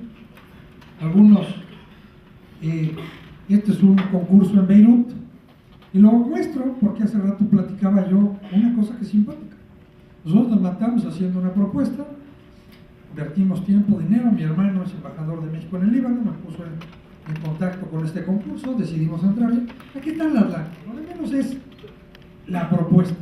Lo que pasa es que era un terreno muy complicado en el centro de Beirut, una propuesta que normalmente uno asociaría con un terreno de un desarrollo horizontal. Aquí teníamos que hacerlo en vertical. Había teatros, había auditorios, había un centro cultural en forma tratando de que Beirut se convierta otra vez en la capital cultural del mundo árabe. Hacemos esto, nos cuesta trabajo, era difícil meterlo dentro de las restricciones, las alturas y tal. Está el render, está el corte. Entregamos esto y a los pocos días me encuentro un amigo, ya habiendo sabido que no lo ganamos, lo ganó una firma italiana, y platico con un amigo y me dice, sí, hombre, mi cuñado también entró. ¿Cómo? Sí. ¿Cómo se llama tu cuñado? Pues fulano. Digo, no, hombre, oye, ¿quién era el equipo? Porque te obligaban a poner quién era el equipo que participaba en esto. Yo cuando leo el equipo, me llaman la atención los nombres que veo. Había unos nombres raros, o sea, ¿qué te puedo decir? Como Mimi o Bocleta, o sea, que unos nombres rarísimos. Yo digo, oye, ¿qué hizo tu cuñado? ¿Con quién? Hombre, mi cuñado vive en España, entonces este concurso se lo echó en 2 o 3 días, un fin de semana, ahí con su computadora, y el equipo que puso son su suegra, su mujer, el gato, el perro y la sirvienta. Puede ser, se ganó 5º lugar. Otra vez, una buena idea. No tiene que ver el hecho de matarse. Esto lo ganamos, lo hicimos también en un día, lo hice con Pancho López Guerra. Pues hicimos una idea, ¿qué hicimos? Los pueblos indígenas hicimos un tejido aquí, como el de los, sí, como los canales, como los chiquihuites donde guardan las tortillas, vamos, o sea, bueno, esto fue lo que gustó, teníamos una buena idea, bueno, lo ganamos. Un concurso fallado, si hay alguno que haya sido fatal, es este. Ni fue arte, ni se ha construido. Esta es la propuesta que hicimos nosotros. Queremos un arco para que fuera un paseo, no un arco como se había imaginado Villalpán. Está la lana. Voy a prestar 2 concursos rápidamente con circunstancias especiales. Uno nos tocó vivir Oscar y a mí, y el otro el Grupo Nacional Provincial. En un concurso en el que nos empatan y deciden hacer una muerte súbita. Como mi papá decía, oigan, tengo muchos años en este negocio y nunca me había tocado una muerte súbita. Digo, es como, o te decías por la güera o te decías por la morena, pero si la morena es chaparrita y gorda y la güera es flaca y alta, pues no puedes hacer que esta crezca y la otra engorde. O es una o es la otra. Lo que es simpático es que mi papá había hecho el proyecto de la Iberoamericana, nosotros ganamos y entonces da la circunstancia que el mismo arquitecto hace 2 proyectos en el mismo terreno, con diferencia de varios años, 2 generaciones, en el mismo sitio. Esta es un conjunto de oficinas de seguros. Este es un concurso padrísimo, que nos divertimos muchísimo, pero tiene circunstancias muy particulares. Este otro, nos encargan un proyecto a Oscar y a mí, y bueno, pues también, ya que estábamos boletados en esto, de repente inventan un concurso. Ya habíamos hecho una propuesta y tuvimos que hacer otra propuesta en 2 terrenos, uno al lado del otro, porque no era necesariamente donde está actualmente Entonces, bueno, y el sobre todo por presiones políticas, finalmente les ganamos a nuestros contrincantes, ¿no? Los cuales obviamente, bueno, uno de ustedes lo conoce perfectamente bien, el arquitecto Pancho Serrano, que decía que Oscar y yo le habíamos quitado el alimento de la boca a sus hijos porque le habíamos ganado.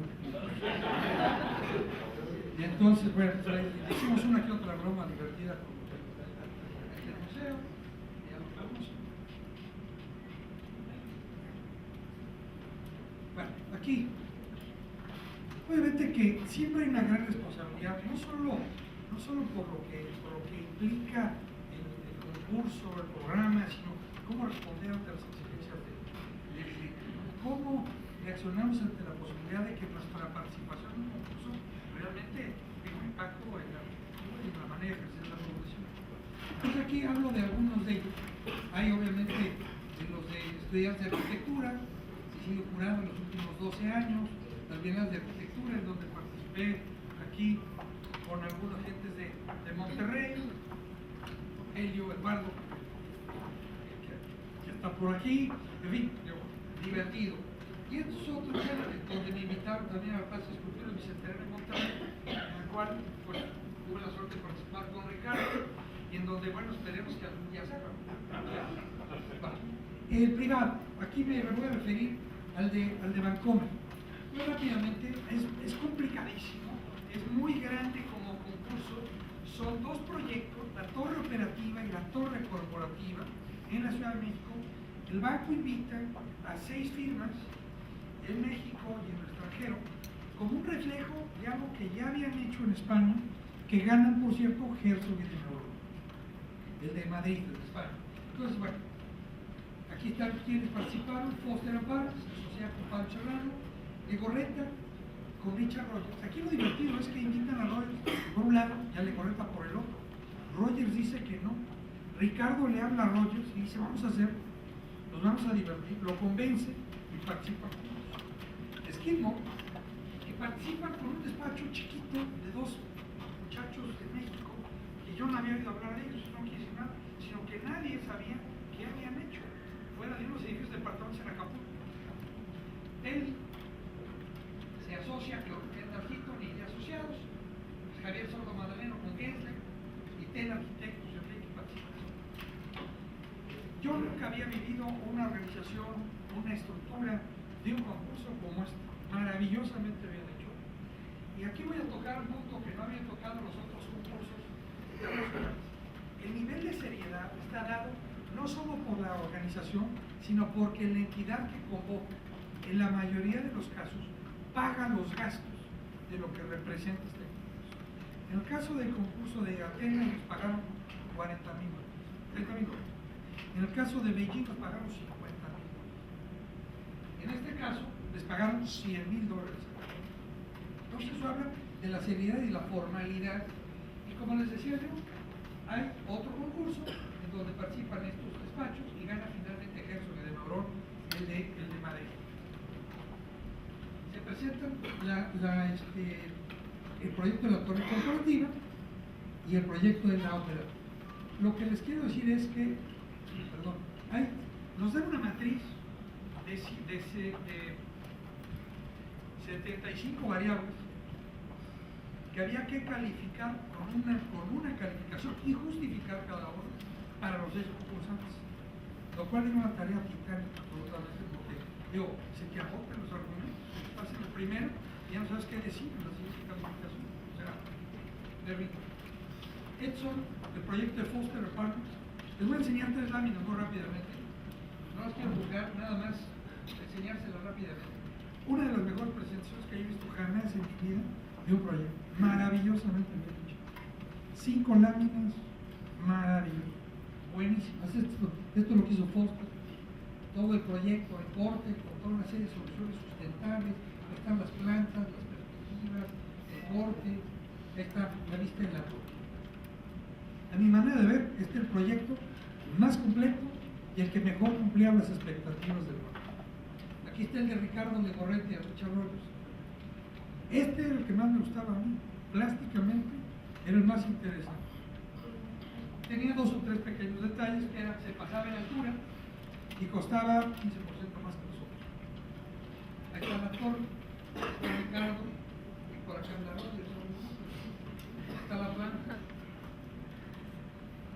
Pell, a mí en lo personal me parece muy simpático César Pell, pero lo que está haciendo César Pell últimamente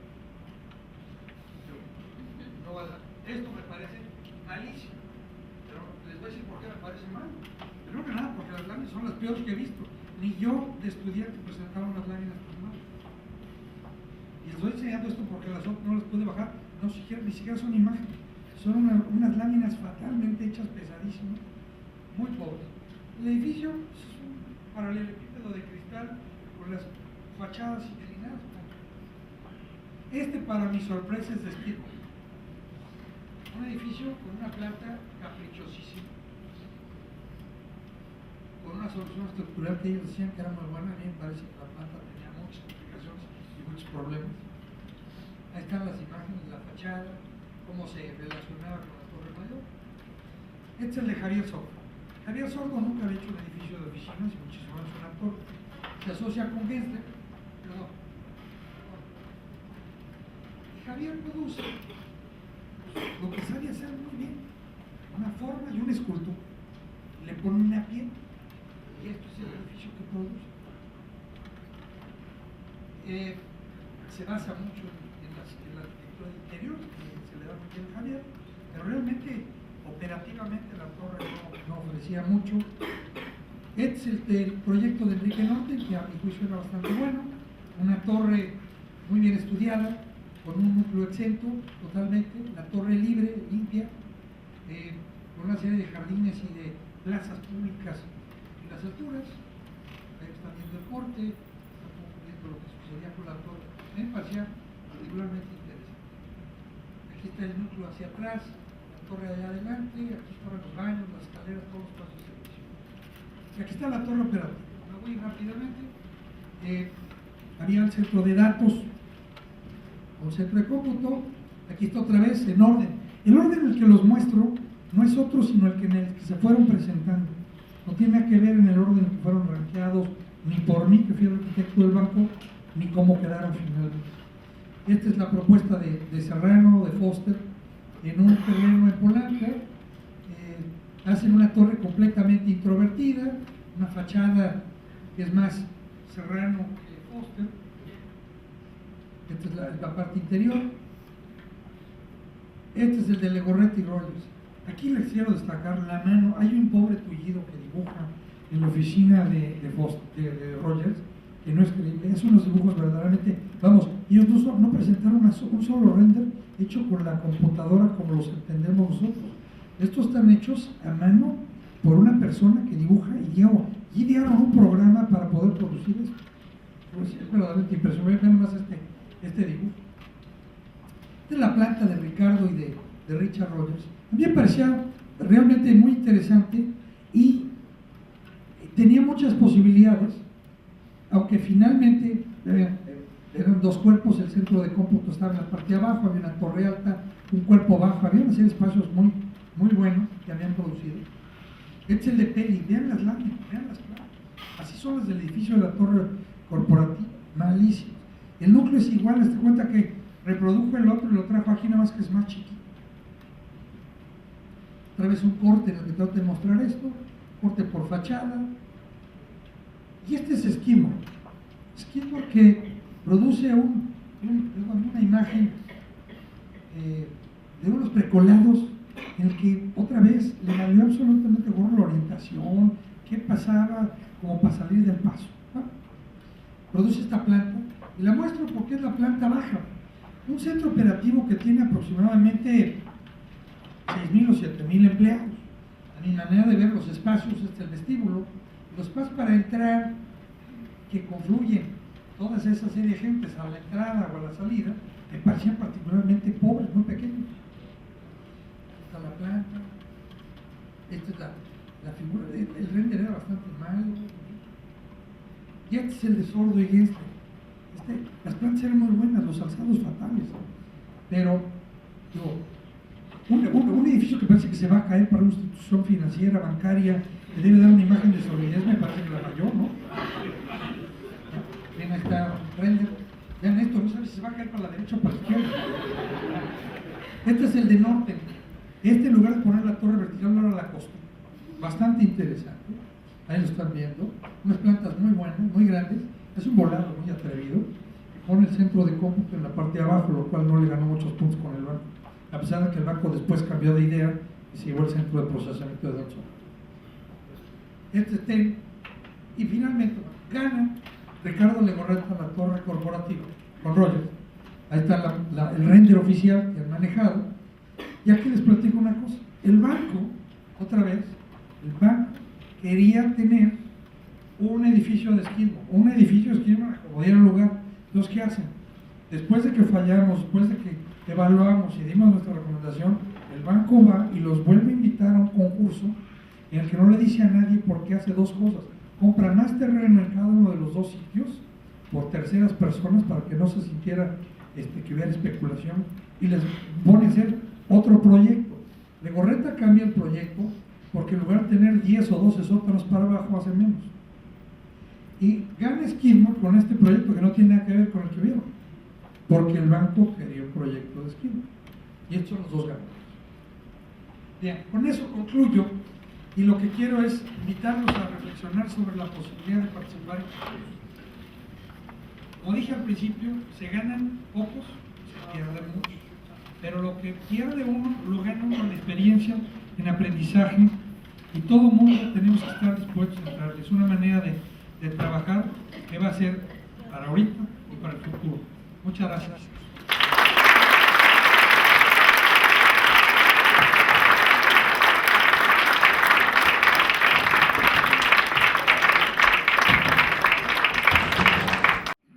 Bueno, buenas noches.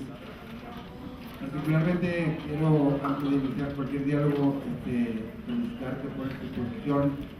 Importantísimo tema, no solo para los estudiantes, sino para todo nivel profesional.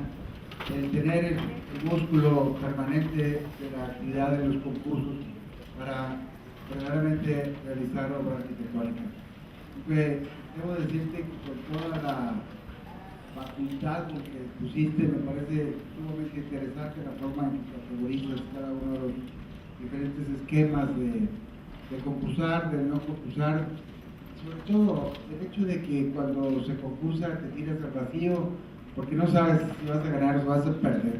No sabes si vas a ganar porque es el mejor proyecto o porque es el peor. O sea, finalmente a veces no sabes si lo mejor es lo que gana o lo peor es lo que gana. Al tiempo de que cuando hay proyectos interesantes como los que ha participado Augusto, pues en Pekín o en Shanghái o en algunos países árabes o en Grecia o etcétera, dejan una estela de sabiduría y de conocimiento sobre los países aquellos y poder penetrar en las culturas ajenas para poder aprender de ellos otras culturas, ¿no?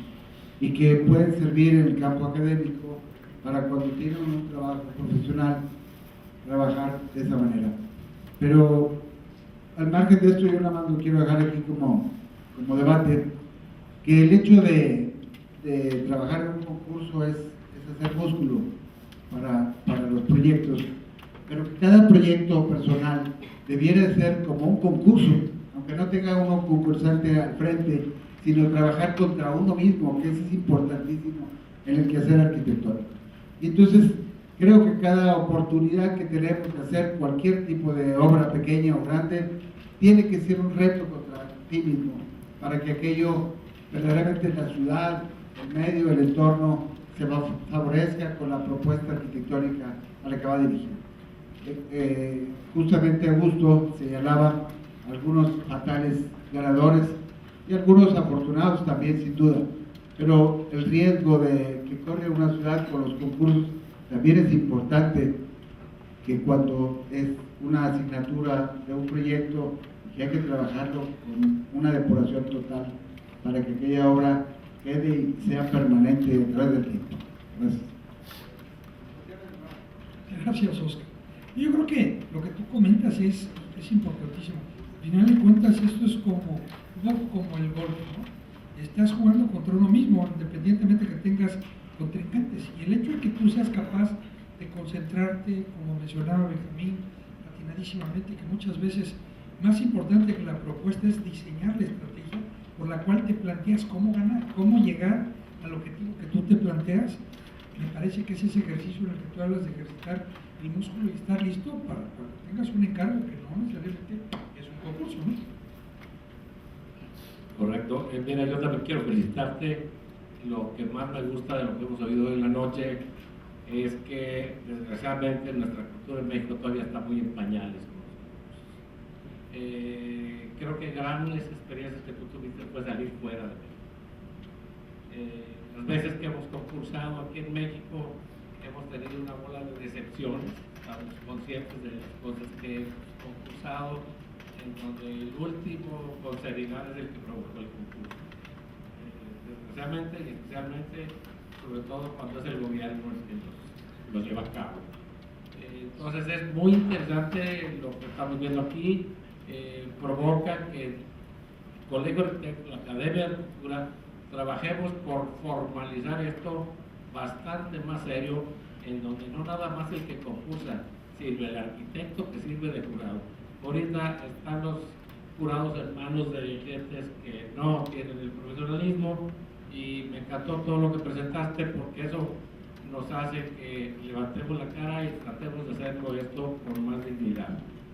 Pongo como ejemplo la gran dignidad de los concursos que se provocan en Europa, sobre todo España, Alemania y esos lugares, en donde el mismo Calatrava, que estuvo aquí con nosotros, nos dijo que a los muchachos en particular les quería decir que no se fueran en la finta con lo que estaban viendo de sus concursos ganados, porque eso no era más que el 20 o el 25% de los concursos a los que él entraba. Eso tiene que hacer parar oreja y entender que cuando la cosa va en serio, que cuando las cosas están bien hechas, no importa, porque tú eres el gran sabio y las vas a ganar todas, pero que exista la seriedad. Me encantó que presentaras esto. Mencioné nada más un aspecto que no toqué y que Tito ahorita mencionó. Lo mencioné marginalmente.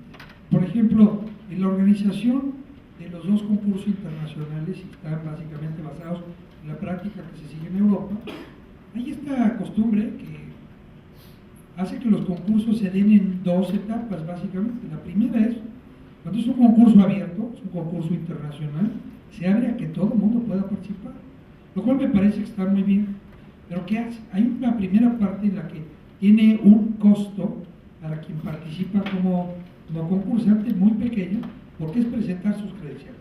¿Con qué me presento? ¿Quién soy yo? ¿Qué he hecho? ¿Cómo creo yo que mi experiencia pueda ser importante o relevante para el tema? Ahí puede uno mandar su currículum, su experiencia, y se analiza, se evalúa, y finalmente pasa uno a la segunda etapa. Ese fue el caso tanto de Atenas como de Beijing. De los primeros, bueno, pues, el currículum de Pedro, junto con Yarata y Sosaki, que son los arquitectos del mundo que más museos han hecho. Entre los dos creo que tienen 34 o 36 museos. Pero pues obviamente nos metía a nosotros en la pelea para lo del Museo de la Corrupción. En el caso de Beijing, pues otra vez, el currículum de Pedro, con el Azteca, pues nos metía en ello. ¿Por qué? De 160 ítems acabamos 14, pues porque a juicio de los señores que organizaban el concurso, 14 calificaban, y eso sí le van a pagar $50,000. Otra vez, es un proceso de depuración, de seriedad, que habla de que esto está hecho de tal forma que hay una garantía de que las cosas van a ser de una forma seria y profesional. Por eso, por los grandes despachos que hicieron con estos concursos. No quisiera dejar de decir una experiencia. Ahorita que Tito dijo que en Europa sí son muy profesionales. Comento esto solo por este comentario. Nos invitan al concurso de la Embajada de México en Berlín. Proyecto pues muy interesante para todos los que nos invitaron: Teodoro González de León, de Correta, José Cortázar, etc. 5 y un servidor.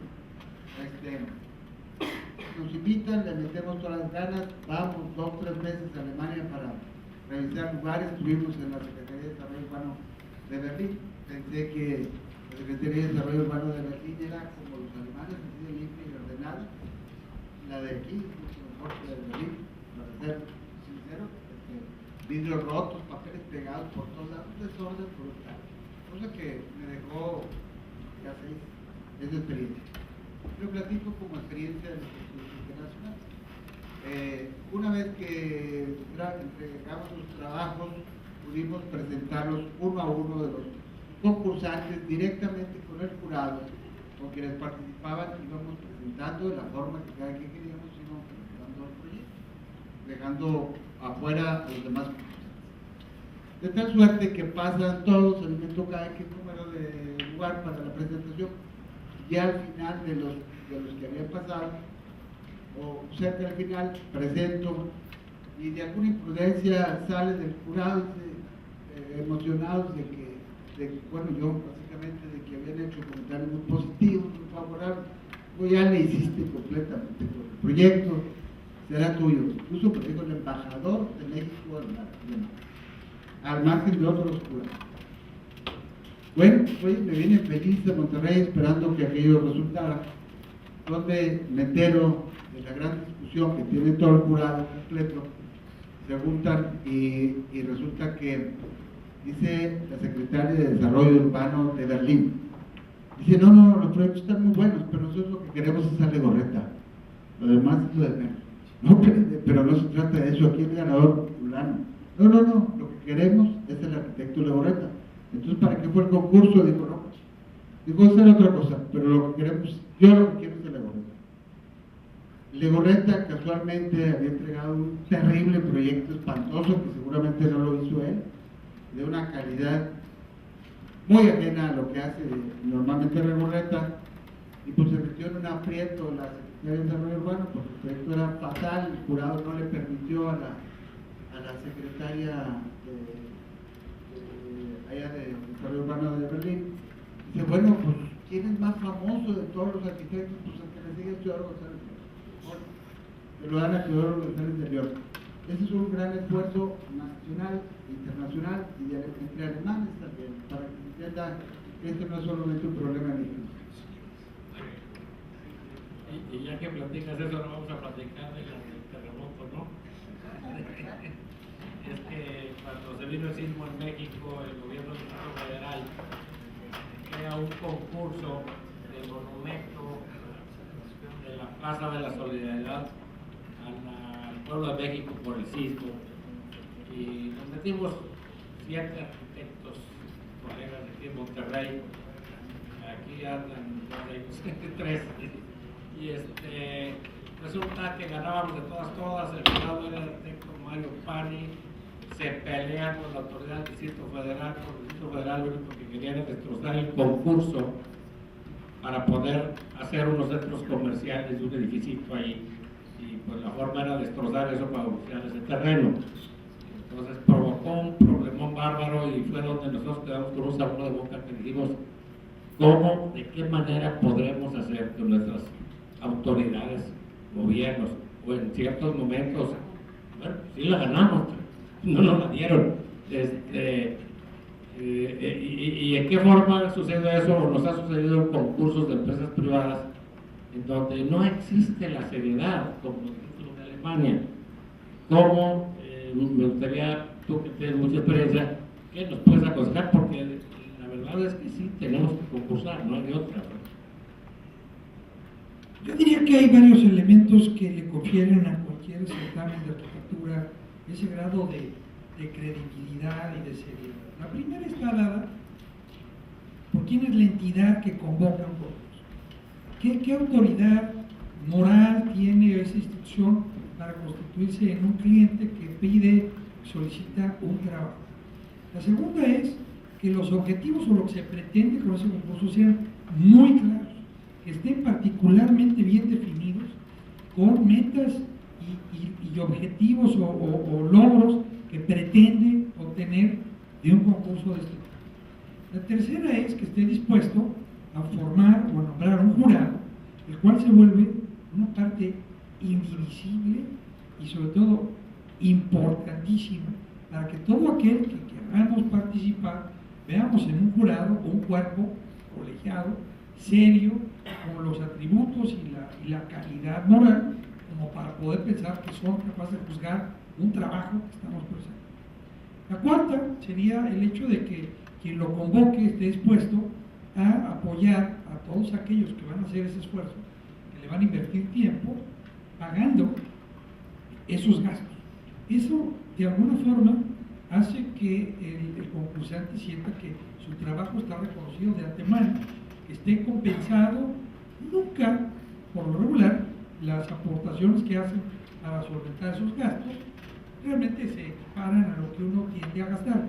Difícilmente el monto que se plantea resuelve lo que se invierte en tiempo, esfuerzo personal, redes, etc.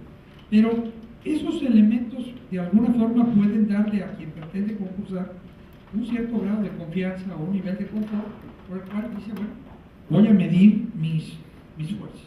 Los grandes despachos tienen inclusive una persona que nada más está buscando oportunidades de trabajo. Hay quienes nada más se dedican a analizar y a ver y a medir riesgos de por qué no participo hay 10 oportunidades aquí, de las 10 en donde nos sentimos fuertes, cuáles son nuestras posibilidades de ganar tal o cual proyecto.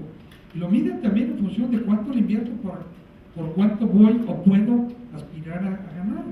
Es un negocio, al final de cuentas, para muchas grandes firmas, pero está basado, como decíamos hace un momento, en que el grado de seriedad y de formalidad esté dado porque quien lo convoca, lo que se pretende, quien lo juzga y cómo se compensa esté perfectamente claro. De otra manera no hay manera de considerarlo serio.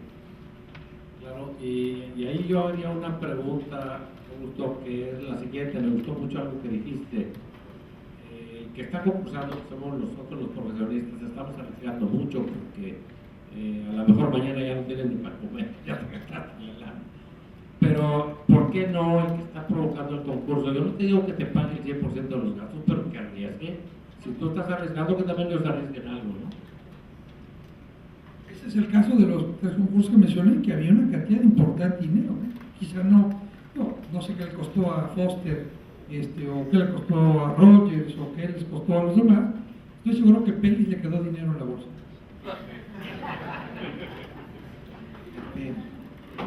Sería más importante que participar en los demás. Nada más digo 2 cosas rápidas porque ya calentado en este tema. Nos pasó algo parecido cuando la nueva propuesta para el Museo del Prado en Madrid, que acabó siendo un fiasco totalmente, después de trabajar como locos, se canceló para todo el mundo, más de 5,000 concursantes. Y trabajamos, me dejó una estela muy sabrosa el haber trabajado hace más de 20 años quizá. Trabajamos para un concurso de un museo interesantísimo en la India, el Indira, se llama Indira National Center for Art, Indira Gandhi, un museo interesantísimo de todas las complejidades de la cultura hindú en un edificio de 300,000 metros cuadrados, en donde participamos también varios colegas nuestros aquí juntos. Hicimos un trabajo muy padre, mandamos traer gente del Colegio de México para que nos mostrara qué era la India, cuáles eran las castas, cuáles eran las lenguas, los idiomas, las religiones, las razas étnicas de todas las diferentes situaciones que la India pasaba. Aprendimos durante 6 meses un trabajo intensivo para llegar a un concurso y honestamente la realidad es que lo que menos nos interesaba era ganar o perder, sino que el hecho de haber concursado en ese trabajo me dejó la daga puesta durante tantos años que 3 veces perdí los boletos para ir los perdí por cuestiones de trabajo y otros servicios, para ir a la India a conocer aquel lugar del edificio que habíamos proyectado, pero obviamente no ganamos, ni mucho menos, pero que todo ese ejercicio que hicimos fue muy interesante. Hasta hace escasamente un año tuve la oportunidad de visitar la India, porque ese puente no me lo voy a quitar de la cabeza. Gracias. Ya para terminar, nada más quiero agregar algo de lo que dijo Oscar, donde nos equivocamos, porque nosotros nos metimos a fondo a aprender y a leer a la India y se nos olvidó que los hindús todavía traían en los lomos a los ingleses. Entonces el edificio ganador era un edificio inglés, no tenía nada que ver con la India.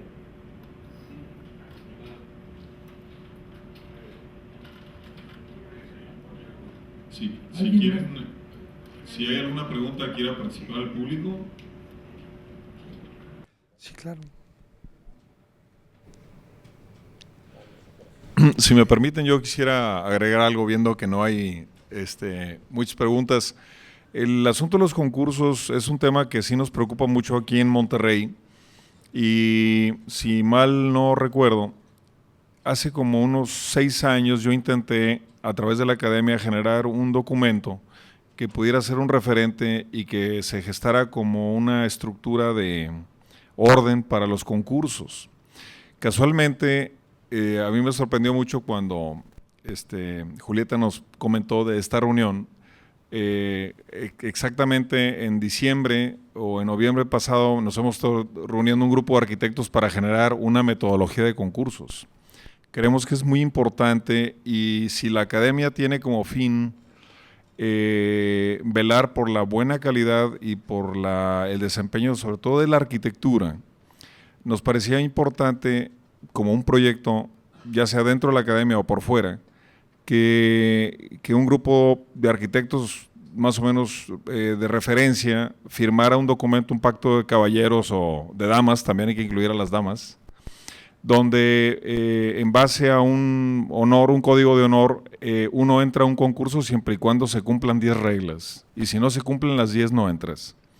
Y es un proyecto que tenemos por ahí y que me gustaría eventualmente, sobre todo en el caso del concurso de Vancomer, que parece ser que es el que más expresaste como el más estructurado. Sería precioso tener una relatoría más fina, unos detalles exactamente cómo se planteó para aprender de ello. Inclusive valdría la pena hacer una mesa redonda en la academia para rebotar ideas al respecto. Definitivamente, Ricardo, en el caso del concurso de Vancomer, y ya no entré en detalles, la organización que se planteó el banco y la forma como desarrollaron el concurso, habla, como tú bien dices, de una metodología que estaba ya muy apoyada en la experiencia previa que habían tenido en su concurso en España. Hicieron participar mucha gente, lo cual habla también de que el banco pretendía que esto fuera un ejercicio de gran transparencia y pudiera permitir, acordémonos que el banco finalmente está dirigido por un cuerpo de directores, pero responde a un sinur de accionistas, o sea que la selección que se hiciera de quien fuera a elaborar el proyecto de sus oficinas, tanto en España como en México, correspondía obviamente a una cantidad importante de dinero y que se tenía que, fíjate lo importante, yo lo mencioné, quizá no lo enfaticé lo suficiente, había esta matriz de evaluación que era muy complicada, pero que pretendía que fueran unas calificaciones sumamente objetivas, con unos factores de ponderación en donde se pudiera llegar realmente a cuantificar qué calificación obtenía cada concurso. Al final de cuentas, el banco tomó ciertas decisiones, pero ya muy apoyadas tanto en las opiniones como en las calificaciones de todo este cuerpo asesor. Pero este cuerpo de asesores funcionaba con reglas muy claras, con una estructura y una organización que creo que es la que valdría la pena comentar y discutir, y que creo que puede ser un muy buen. Ahí hay una pregunta.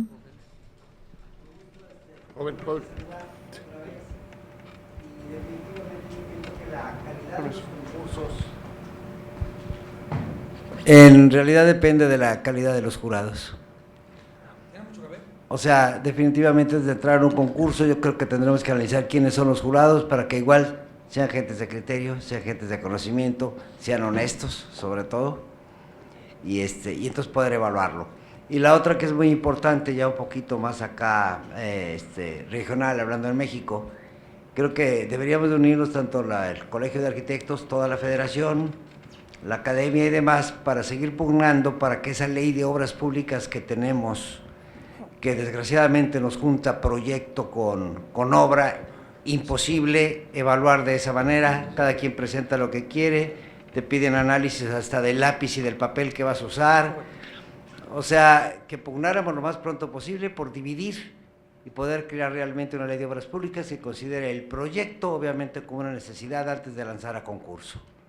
Es correcto, y yo te apuntaría una más, Rogelio, que tiene que ver con algo que yo no comenté en este proyecto en el que ocurrió la famosa muerte súbita.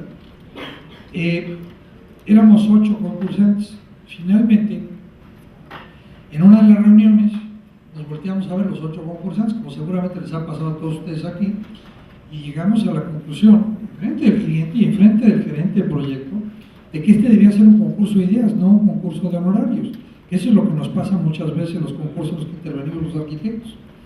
Entonces, ahí todos los 8, incluido Legorreta, Serrano, Teodoro, Los Sánchez, en fin, había varias gentes, salvo 2 despachos chicos que no estaban como en la misma dimensión que nosotros, dijimos, bueno, todos firmamos una carta por lo cual cobramos igual, aplicamos una fórmula X, el balanceo, lo que fuera, para quitar de la ecuación el aspecto económico. Obviamente esto se liga a lo que tú estás diciendo. Si la ley de obra pública reconoce la actividad del diseño y quitas de ahí el hecho de que se va a pagar lo que se tenga que pagar, lo que estás concursando es la calidad de la idea, del diseño y del equipo que se presenta. ¿Qué es lo que pasa en España? En España el colegio cobra por ti.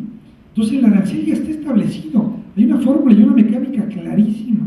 Entonces tú ni siquiera batallas con que si voy a cobrar 3 pesos más, fulano es muy caro, Gilberto es carísimo, Tito ni se diga, no podemos pagar nadie. O sea, cosas de ese tipo se eliminan. En cambio, bueno, pues a lo mejor la idea, yo puedo tener una muy buena idea, pero la idea que vale pues es la que le gustó al cliente, o la que quiso el cliente, o la que fijó de alguna manera los parámetros. Eso es a lo que hay que dirigirse, ¿no? Y eso es lo que hay que pugnar, porque ocurre en los concursos en los que participan los arquitectos, con el debido respeto a los ingenieros que se encuentren. Aquí, digo, muchos de ellos, pues de números sí saben, y de costos también. Muchas veces se gana, pues, no tanto por el costo, sino por el planteamiento de cómo va a ser la obra, ¿no? Que no es nuestro caso. Muy bien, muchas gracias. Agradecemos la participación del arquitecto Augusto Álvarez Fuentes por su excelente conferencia, que nos ha dado un gran panorama sobre esa experiencia en los concursos, y a Óscar Bulnes y a Tito Camargo por sus comentarios esta noche. Ahora procederemos a la entrega de los reconocimientos. El capítulo Monterrey de la Academia Nacional de Arquitectura de la Sociedad de Arquitectos Mexicanos otorga el presente reconocimiento al arquitecto Augusto F. Álvarez Fuentes.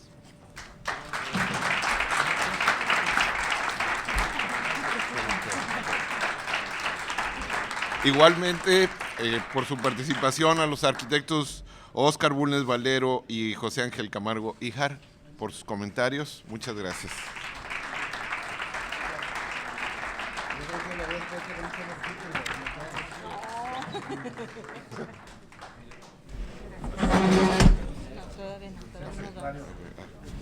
Señor. Bien. Unos breves avisos nada más, ahorita antes de irnos. Invitamos a todos los estudiantes y profesores de las escuelas de arquitectura del área metropolitana de Monterrey a participar en el Gran Premio Arquitectura Joven en su 10ª edición 2011. Las bases están disponibles en las escuelas o bien por el correo que ahorita les vamos a mostrar. El tema del proyecto es el diseño de una huerta urbana vertical con obviamente todas las características de sustentabilidad. Podrán participar estudiantes de las escuelas de arquitectura de todo el área metropolitana de Monterrey. El premio será otorgado por Bioconstrucción y una gran ventaja que se tiene en este premio de este año, de esta edición, es que se hará capacitación a los alumnos en el tema de sustentabilidad antes de realizar el proyecto, y el premio consiste en un premio en efectivo y un seminario de capacitación LEED que dará el patrocinador y también miembro del jurado en este premio, en esta ocasión.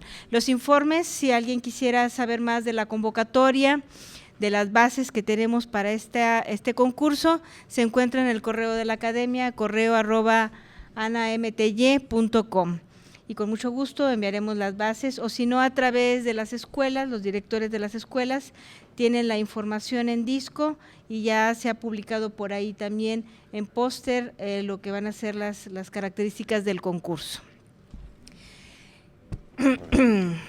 También agradecemos a nuestros amigos que siempre nos apoyan en todos los eventos de la academia: Hunter Douglas, Terza, Audit, que por aquí los vemos, Casa Italia, que nos proporciona siempre el mobiliario de la sesión, Entrópica, que nos maneja la página, Render, la revista Forum, que también por ahí se les ha entregado, Hunter Douglas, y todos a ellos muchas gracias por hacer posibles los eventos de la academia. Y siendo las 9:30 de la noche, damos por concluida la sesión, no sin antes invitarlos a nuestra próxima sesión, que será el lunes 7 de marzo a la misma hora, 7 de la tarde. Muchas gracias, buenas noches.